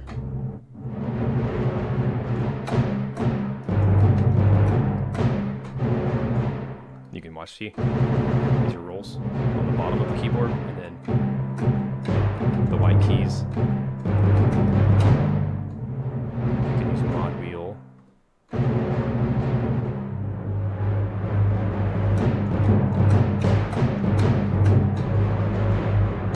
That's so cool. Love it. Museo is freaking awesome. Now, let's just turn it down a little bit. That should solve it. Here. Cool. And now I want to match the what the cello and basses are doing. I just think it's really cool.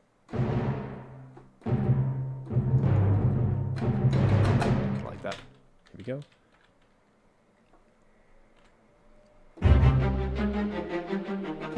Yeah.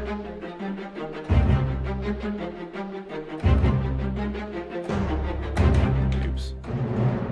So I'm gonna do some rolls. All right, let's get into the mode. Here we go. I gotta use like 4 hands for this.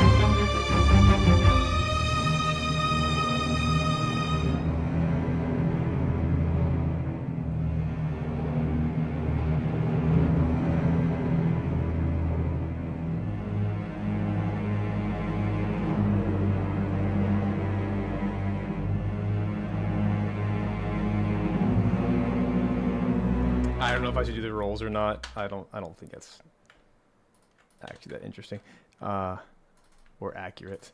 So, hooray, that actually sounded really cool. I'm gonna keep all of that. Only thing that needs to change is the B section.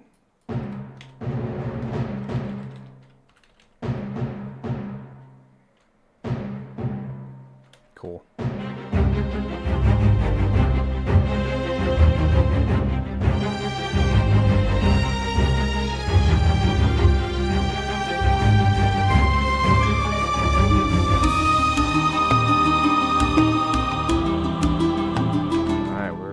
Progress.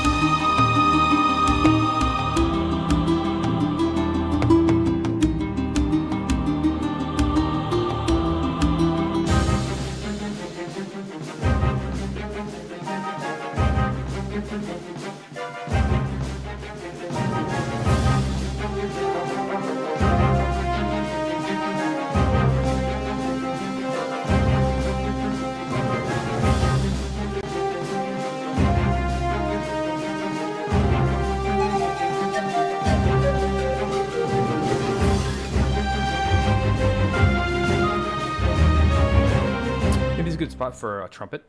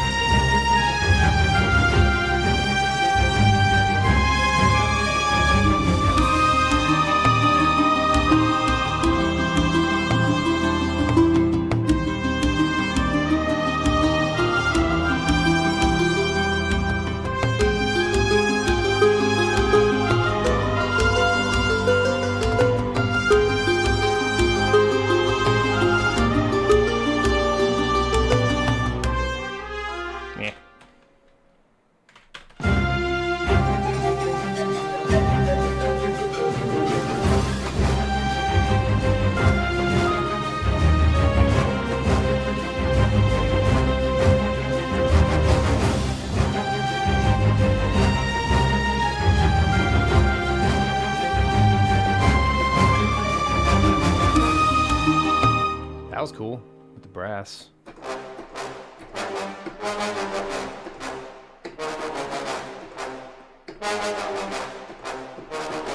That'd be cool on that second A section. Just gotta turn it up.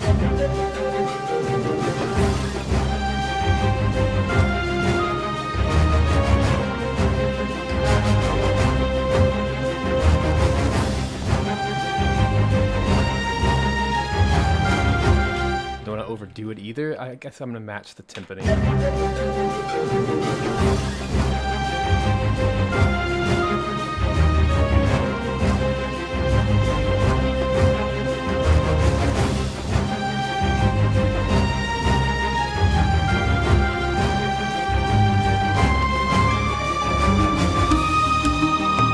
Yeah, which reminds me, that sounds good. I'm going to take the timpani, make sure it doubles. Dun, dun, dun, dun, dun.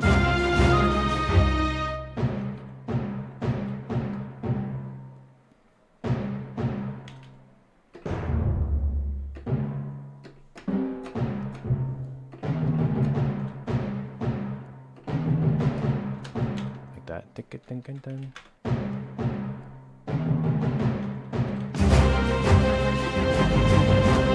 Same thing over here.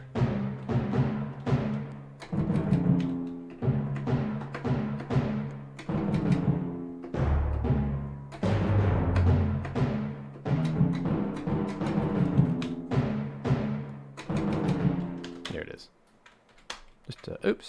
Just to match that. It's a very PS1 era thing to do, to have a lot of timpani notes. And then I'll end it on the E flat.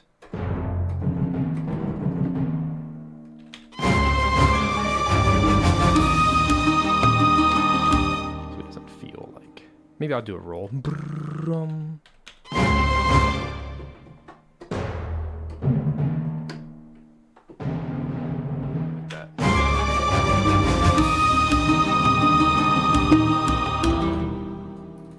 Looks like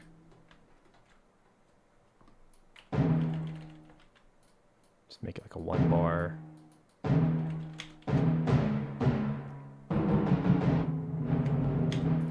But obviously I get that mod wheel under control. Basically just start high. And then do like that.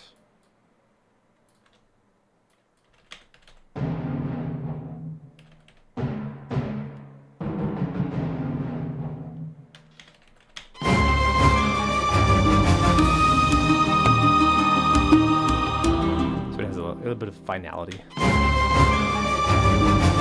the same way that I need to go.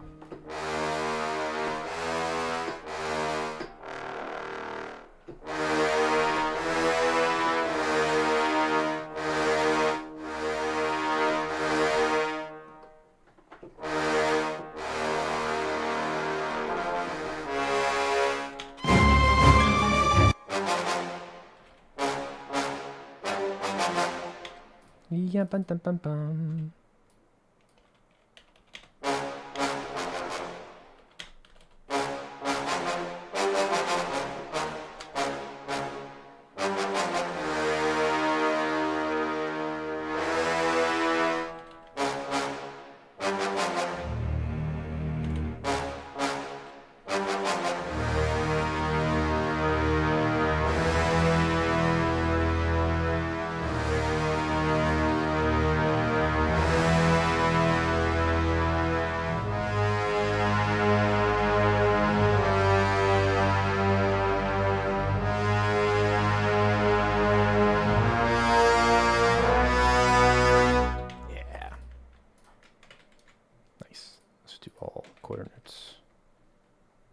Keep little spaces between them. I like that a lot. Nice and legato sounding.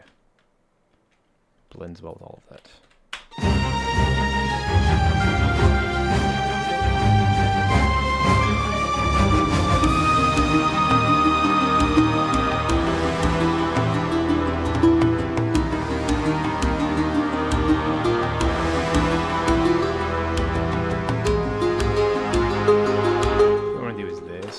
octave. But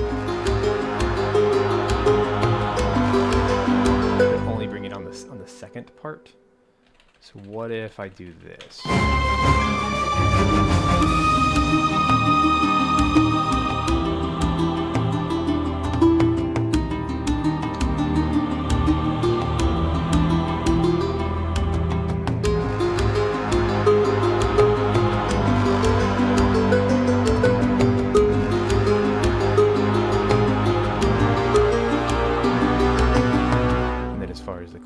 Goes, it's nice. Now it's just too quiet, so maybe like -2.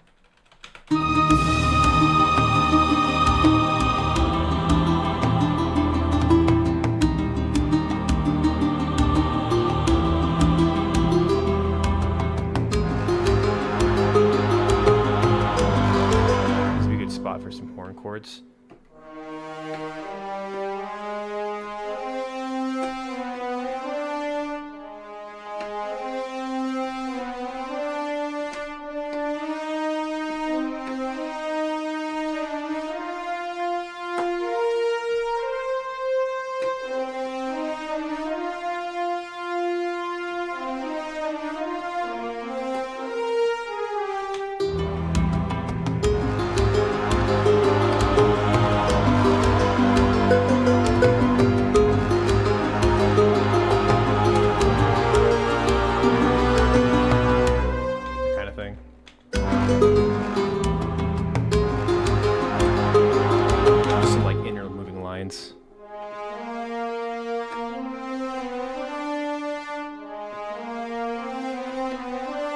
So I'll do 2 lines.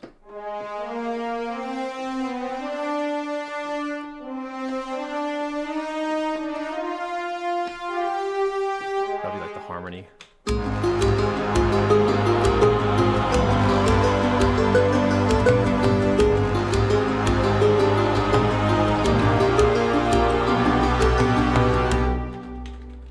Cool.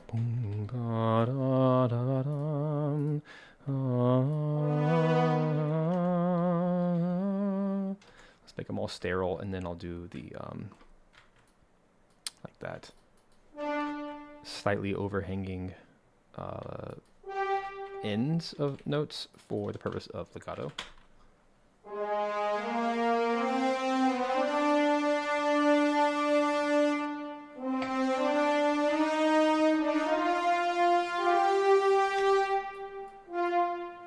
Then for the harmony, well, that is the harmony, but like, let's do the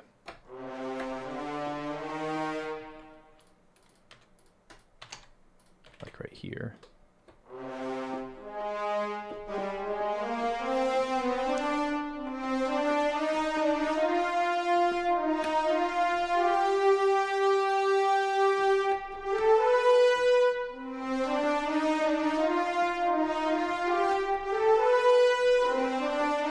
Goes.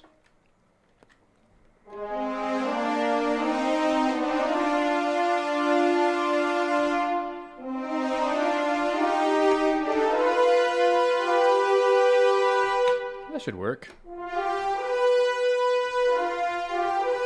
Let me do it with everything else to make sure it works.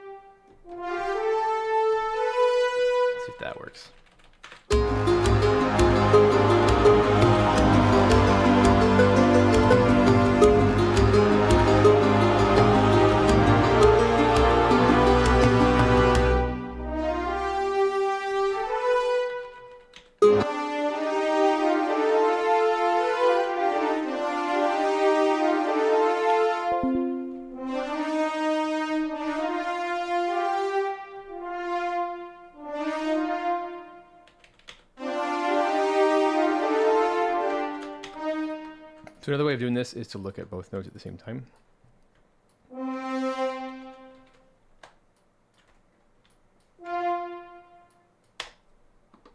Kind of like this. To determine if they even work, and you can solo both of them together.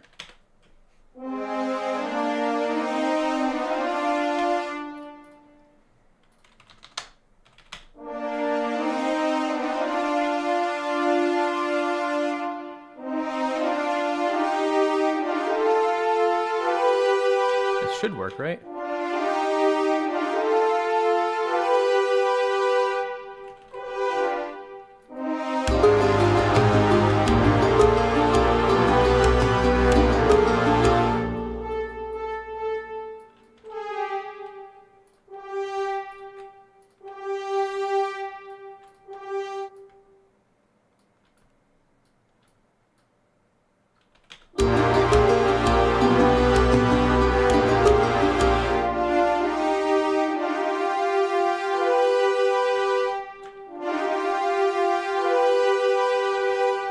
This matters. Give me a second.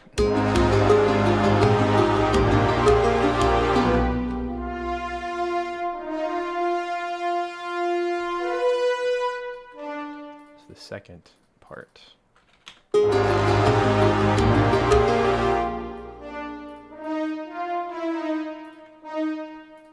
wondering if I do this.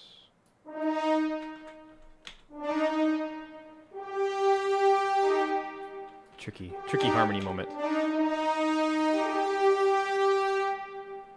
So when wait solos again.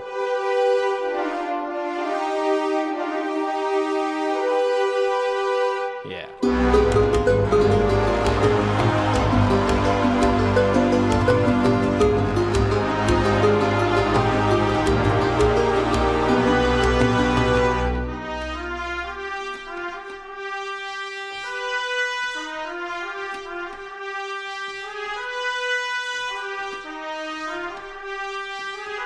I guess I can do an A flat. That's the answer. That's the answer to all of this.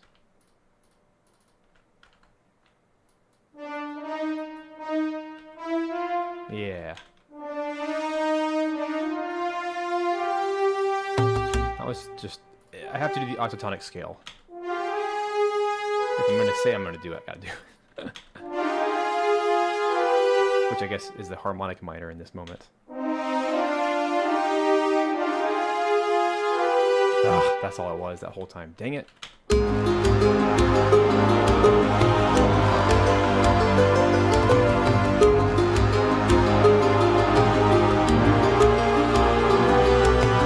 don't know why that was so difficult.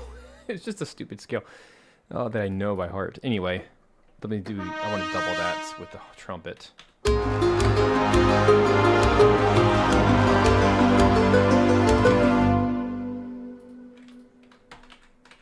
Right there.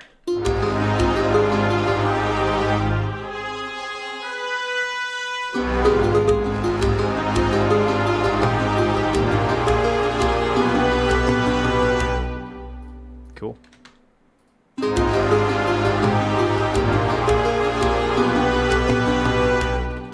It's a little sloppy because we don't have enough going on, because we don't have any strings or woodwinds. So now let's double that up so that it feels fuller and more, you know, climactic. So this probably can all be woodwind driven, like right here. Like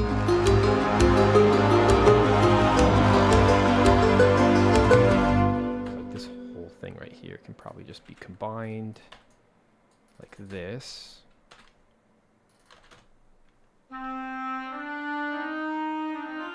Oh yeah, this blasted patch. It's supposed to does not have any sustains in it, so let me try again. Maybe using Metropolis Arc will be the way to go.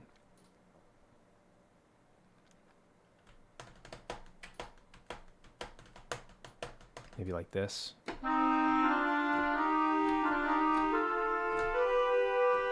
Yeah, that sounds better.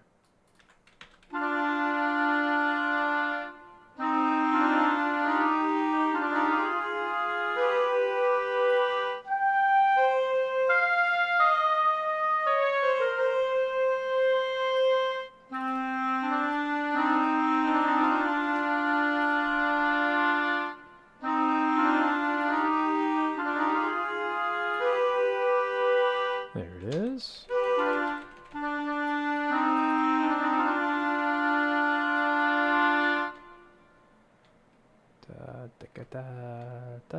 Okay, cool. Let's do this an octave higher.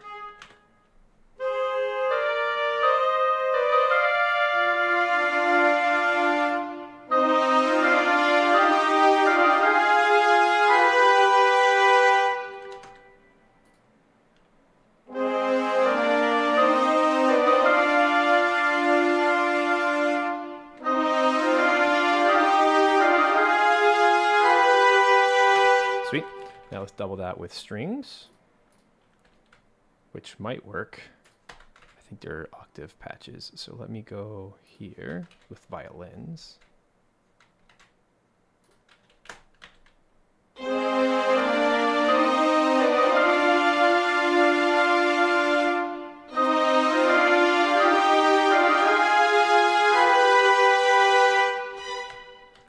Yeah, that sounds good.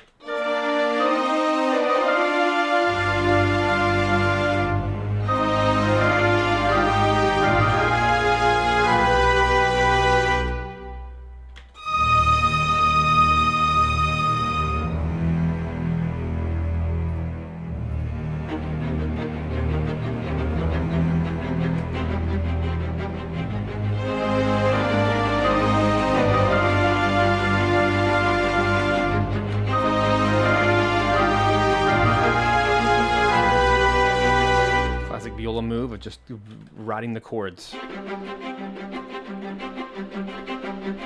that.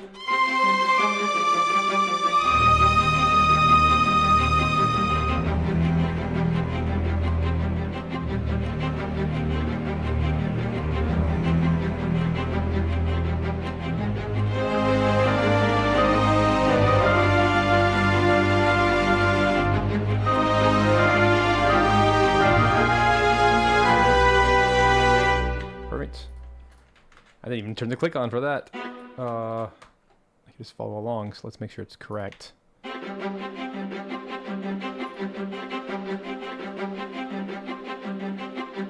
Sounds good.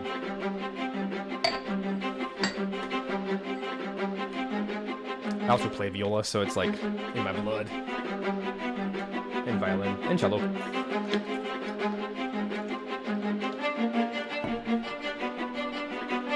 It's just the most viola line of all time. This whole thing is very viola driven.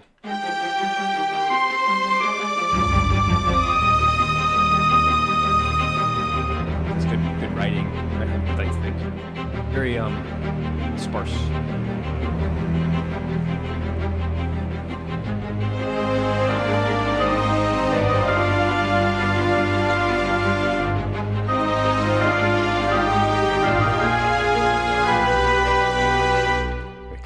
I should say.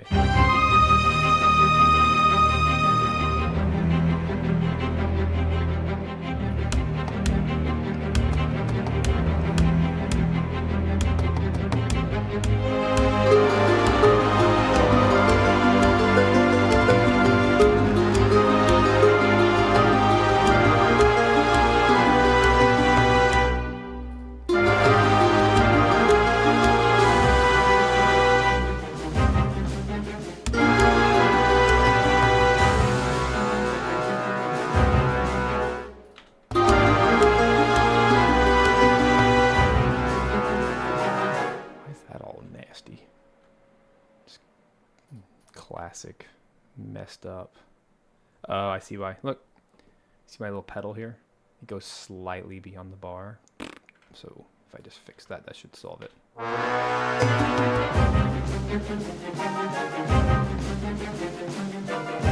Cool track.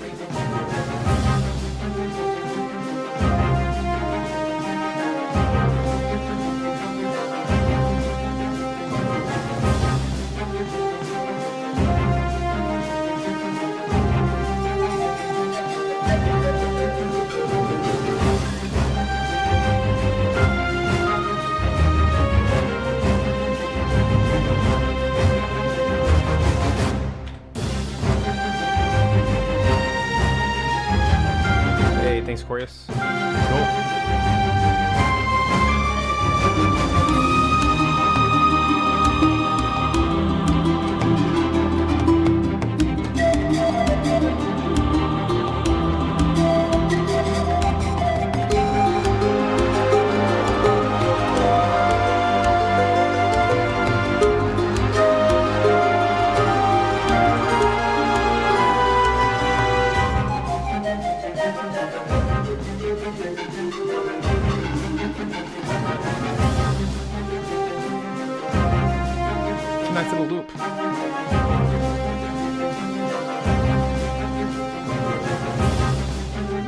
bit more, need some harp in all of that.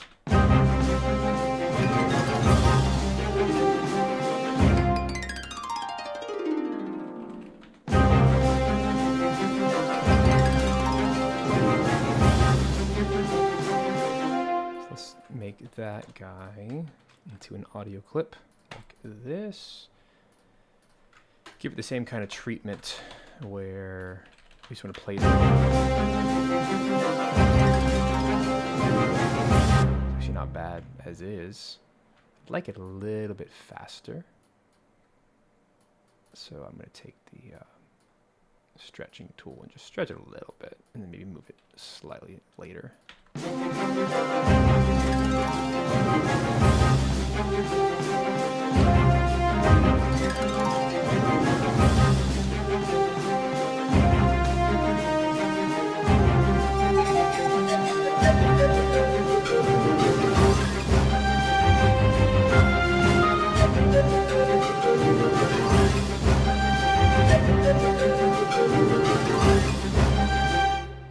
just going to play with this audio a little bit, make it.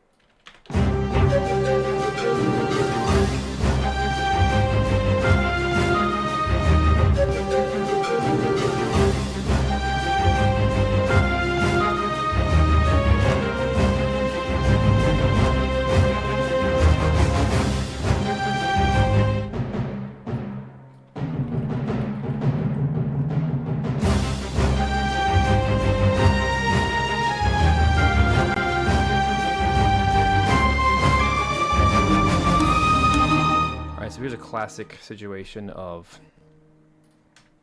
woodwinds when they get high, specifically like the oboe and the clarinet, they get a little whiny. I'm just going to take this entire clip and go down by 5 and then do a crossfade between them. Audio is the jam. This whole thing actually just needs to go down by 2.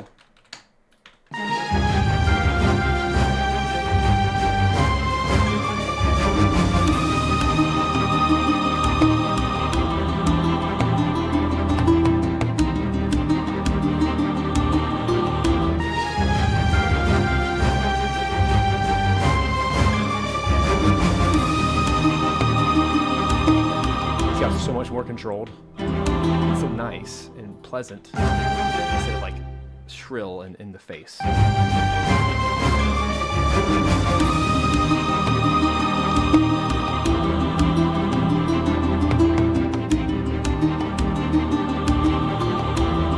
viola is late, huh? Can you hear it? I'm gonna make it 20. Change.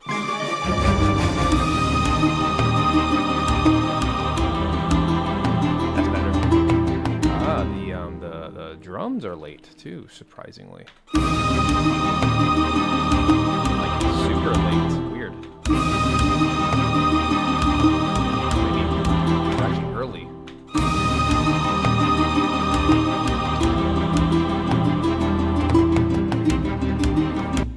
Let's fix that. Yuck.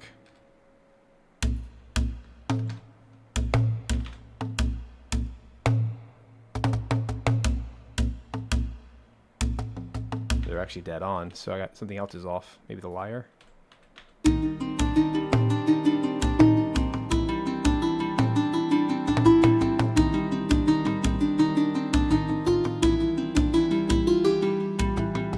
I'll just add one thing at a time until it gets off. Let's see. That's the viola. Still, dang. Let's go -40.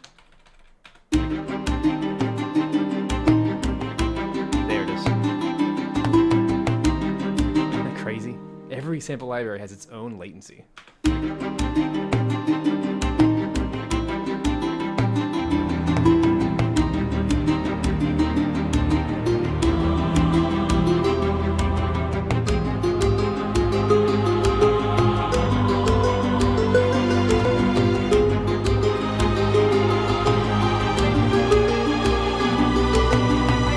Those are too late. Let's do 110 like I had it.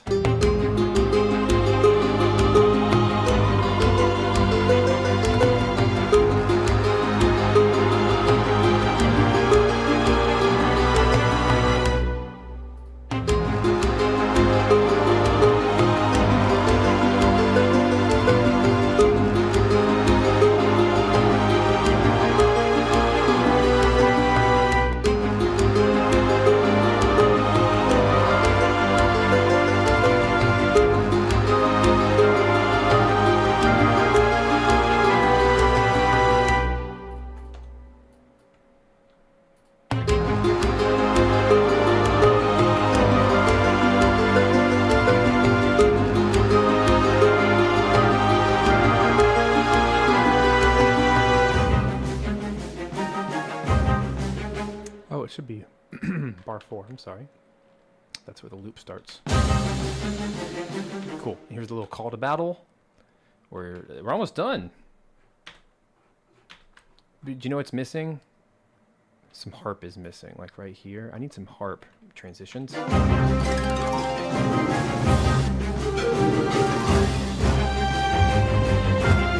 Oh, I guess I have this. It's kind of weak. Let's see what I can get out of like a D flat. It's more interesting.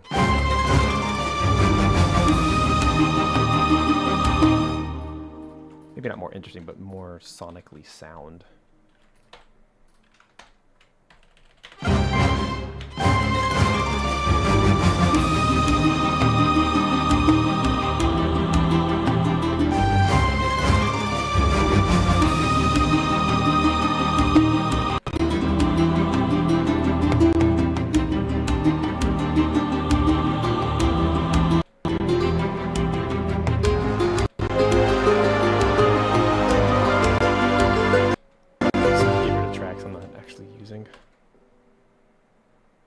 Good. You know, not bad.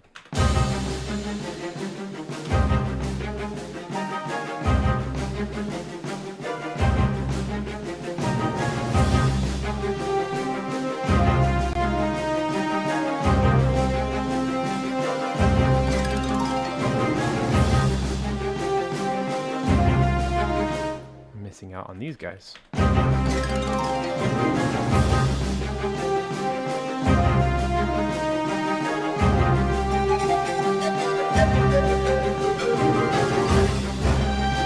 Nice. And here, let's keep going, right?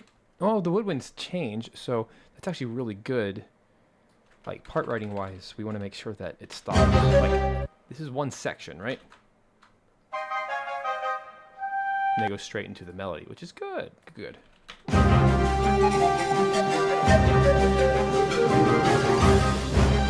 What's up, Jake? Welcome in.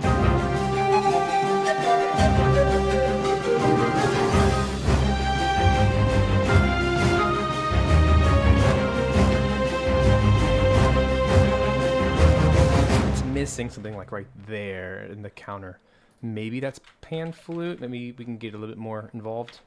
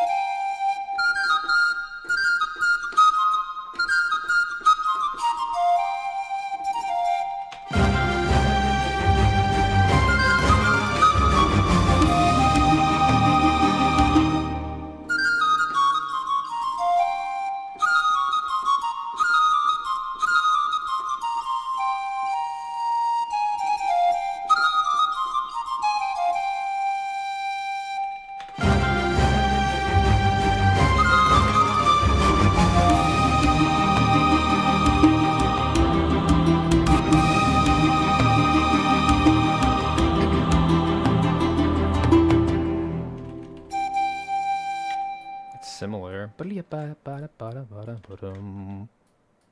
Let's get these guys. These are 16th newts.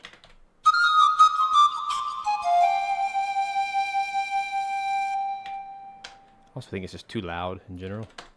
Did we already EQ this thing? Nah, but we should. So let's do this. Let's get just what we want, which is right about there. None of the low end. That's probably what I want. There's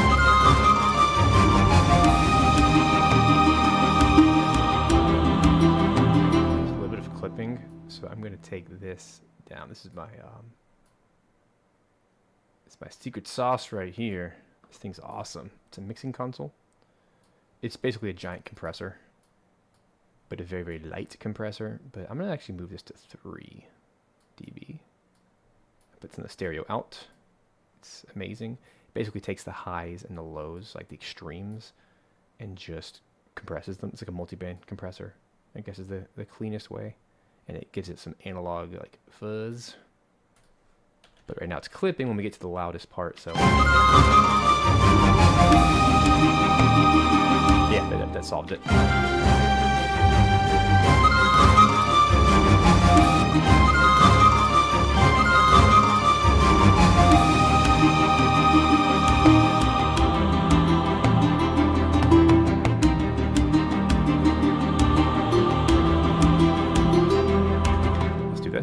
Let's take all of the pan flute rather, turn it into audio. That way we can I can adjust individual moments to not clip, because it's really just a couple of notes in here. So I know it's a bit of a pain to do all this, but it's worth it. So I'm just gonna take that guy, like this, and now I have complete control of each instance. So let's just go to each one real quick and audition them. Make sure that they're the right volume for the moment.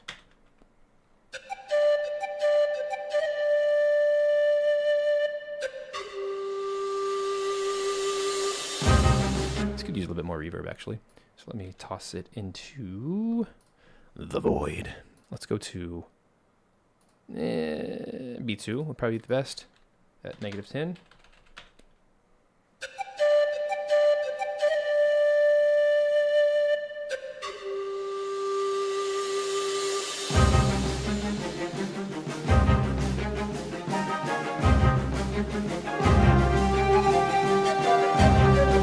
So what I need to do is just make the whole track 0 dB, but then this moment needs to be quieter by 2 dB, and I can individually go to each one.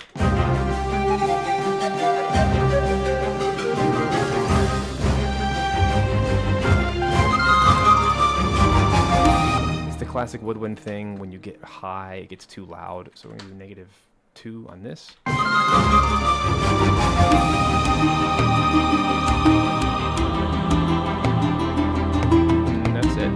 Now it's clean. Hooray for audio.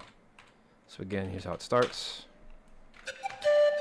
And realistically, I would make my my original loop bar just start right here on beat 2. That's really where the track starts, you could say. So I'm gonna say it's the in.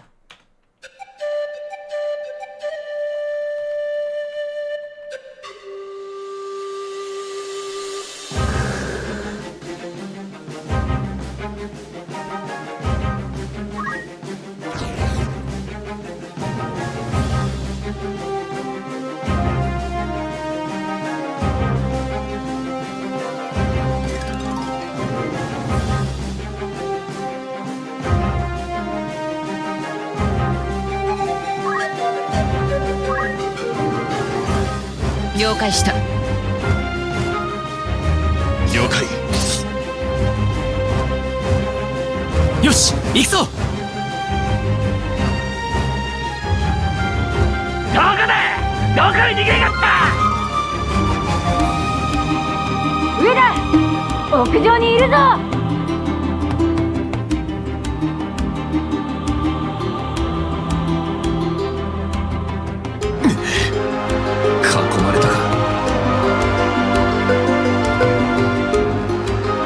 何者だか知らんが、俺たちの隠れ家に侵入。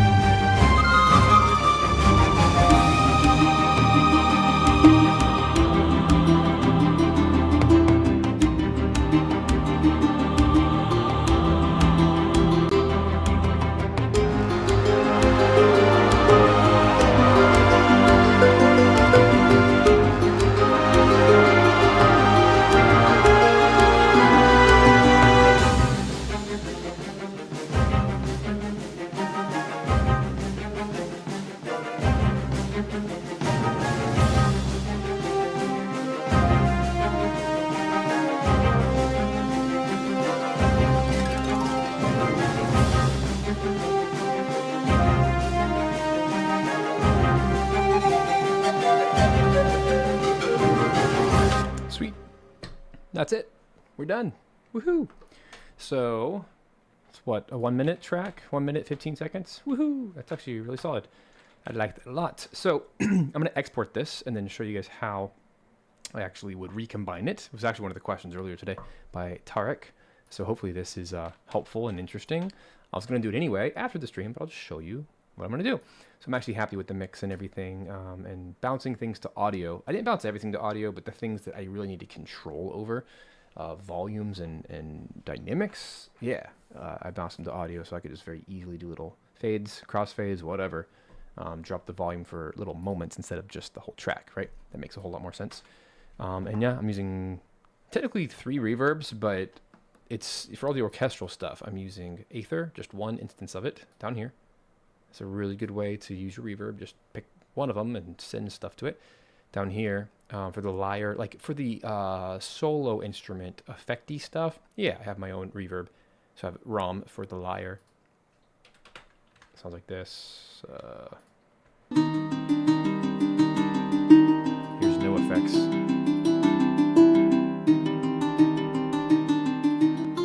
There's the stair delay. And here's the ROM.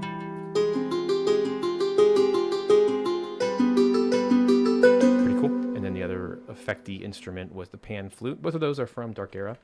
Here's the pan flute with no effects on it. Very dry. And then with the reverb. And then with a little EQ boost in the high range, 2K range.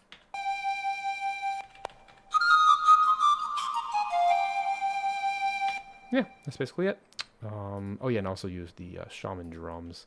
Didn't do much to them. They didn't need it. Just need a little bit of EQ to bring out the high end of the hand drums. I wanted a little bit less of that thud. But that pairs so stinking well. Just one drum. You don't need a bunch. A cool solo drum like that pairs really well with like short strings. And here's what those short strings sound like, which they just take up so much frequency range in the mids. That's what we expect. Like this whole thing.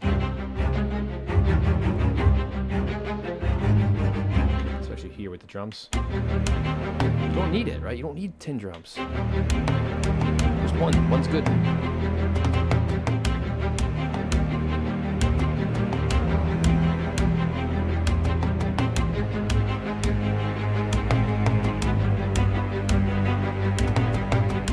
Yeah, so mix-wise, I feel like that's really solid. It feels clean. And I have worked my whole life to write clean music. I used to write such muddy music. And really the secret is use less instruments. Use less instruments. Double where it makes sense, and don't let the whole orchestra play the entire time. Have little moments where they come in to add accents and to double things in harmony and whatever, but like this choir only comes in one time. It's for that B section because it's different. It's interesting. The lyre comes in one section. The drums come in for one section. But there's enough glue between the two sections with things like harp, cymbals, strings, brass that makes it feel unified. And woodwinds. It just makes it feel unified between the sections, even though they're quite different. And obviously one tempo, one key signature for everything.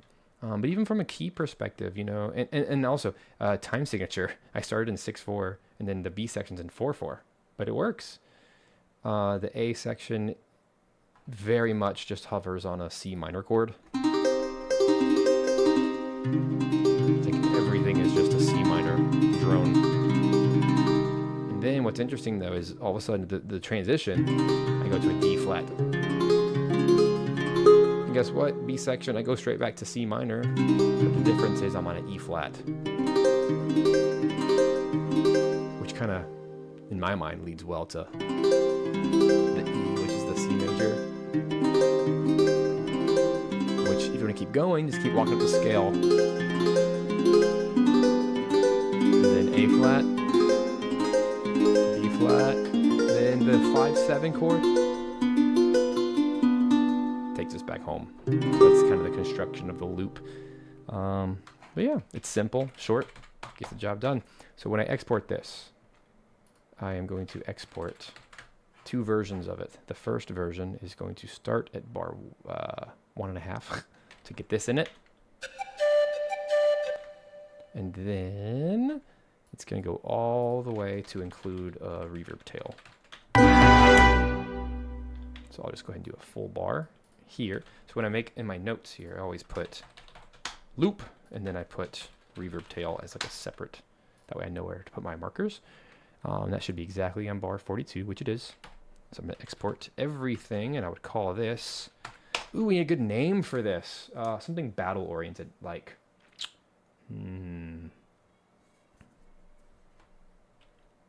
What can I say? Into the fray. Can I say that? That sounds good. Into the fray, and I'm going to call this... it's a loop.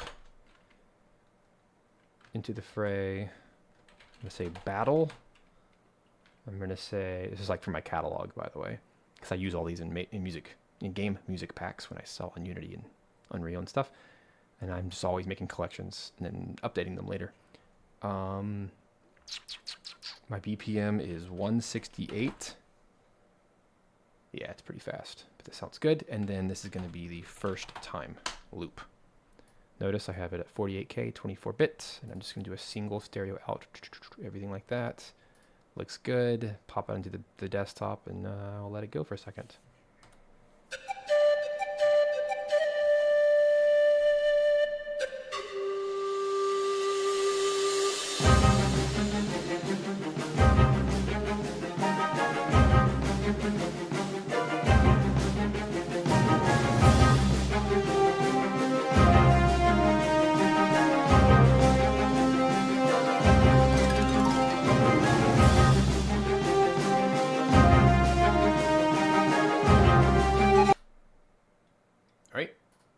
Now, same thing. I'm going to make another version of it. It's going to start at measure 4. So all I do is down here in my Cubase, I do 4.1.1.0. That's the exact destination. Oops, you didn't see that. Bah! No, I pushed the wrong button. Down here, 4.1.10, and it puts my looper bar at 4. Do a little test, and then, yep, everything looks good. And that's it. And then same thing, keep the reverb tail. And then same thing, but now we're going to call it second time. You can come up with your own naming conventions, but that helps me. And then just like that. That's it. Ah, okay. Hold on. Wait, stop. Stop. I found a problem. A very important problem. This right here, this audio track needs to be disabled just momentarily. Glad I checked. That way it doesn't get baked into the next one. Ah, same darn problem. Hold up, stop yelling at me. Yeah, this symbol is the same thing. Tricky. I wonder what I can do. I wonder if I can just, would it even make sense to just do this? Like this? Yeah, that's the answer. This is why I like audio. I can do exactly what I want for that second time.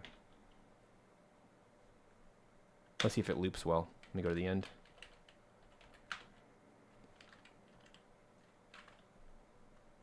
Yeah, that's the answer. Or I have a better answer actually.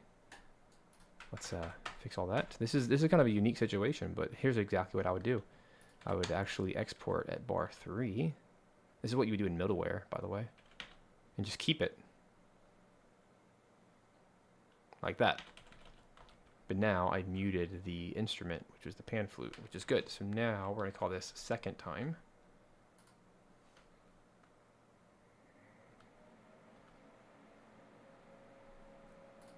Ah, you guys didn't hear that. I'm sorry. I forgot to turn the audio back on, but it's fine. I think you understood what I was doing. I just kept one extra bar at the beginning.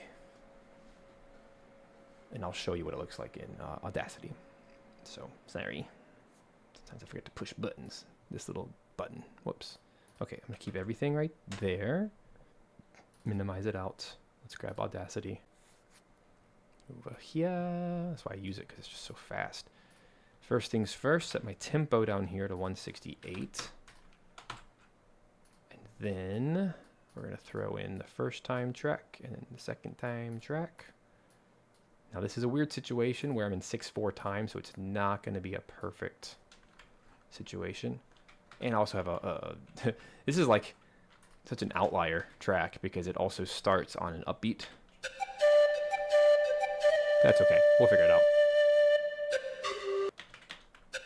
So we have the upbeat, right? But no one wants that in their track. So what we're going to do, technically, I should be able to, if I put this on bars and beats. There we go. See, should start right there, but it kind of cuts it close. This is just, it's going to be a custom thing. Custom job. So let's not snap it anymore. We're just going to start the track exactly where the track starts. That makes sense, right? But then for looping purposes, remember how this is now just, if we solo this, this is just the symbol. See? So really, I just need to kind of do it by ear.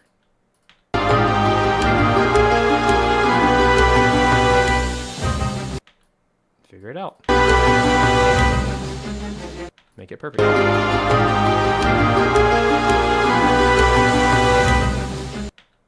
Actually sounds even cooler than I thought it would. And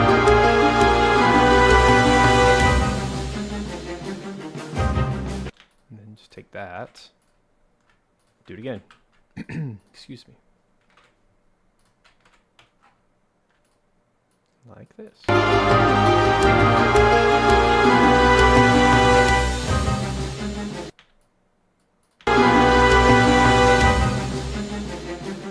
Okay, so now the great question is, how do we export this, right?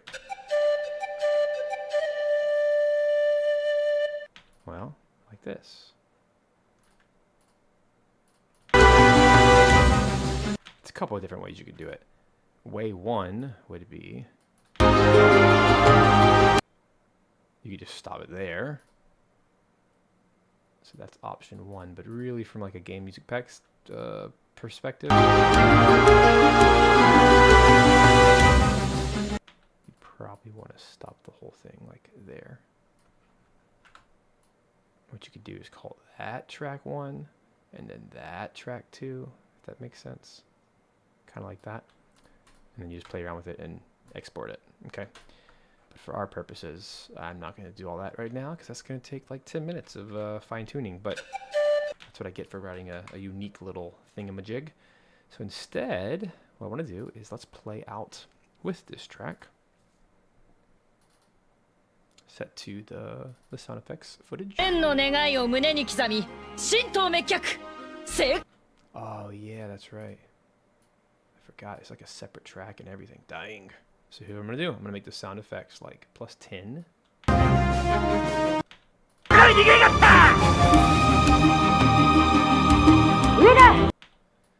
Let's do -6, -6. We'll make this like +3. Now we can actually watch the movie.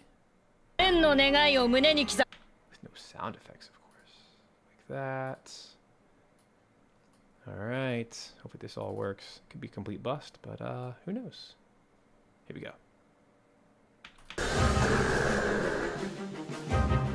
Oh, boy. That's tricky. This is not how I normally do it. Alright, here we go.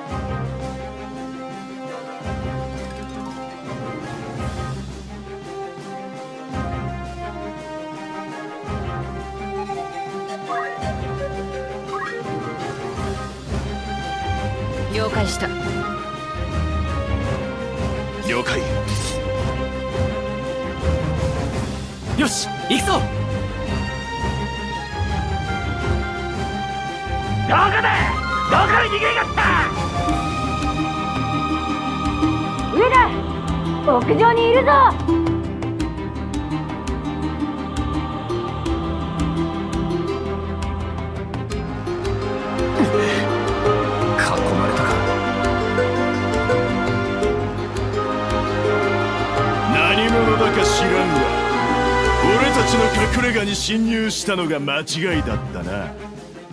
観念するんだな。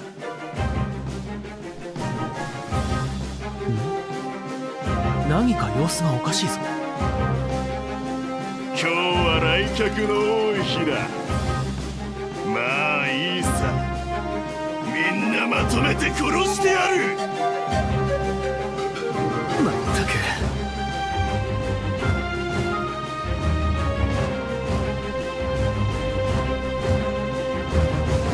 これなら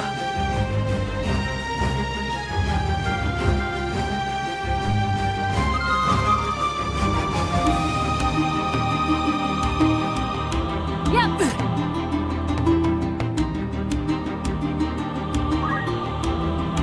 よし集中しよう。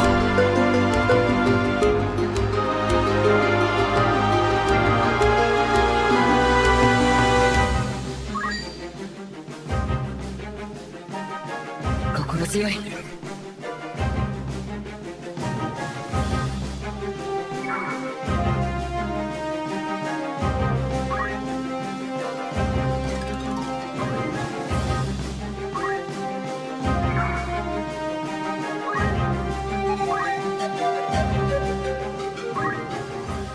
こいつだ。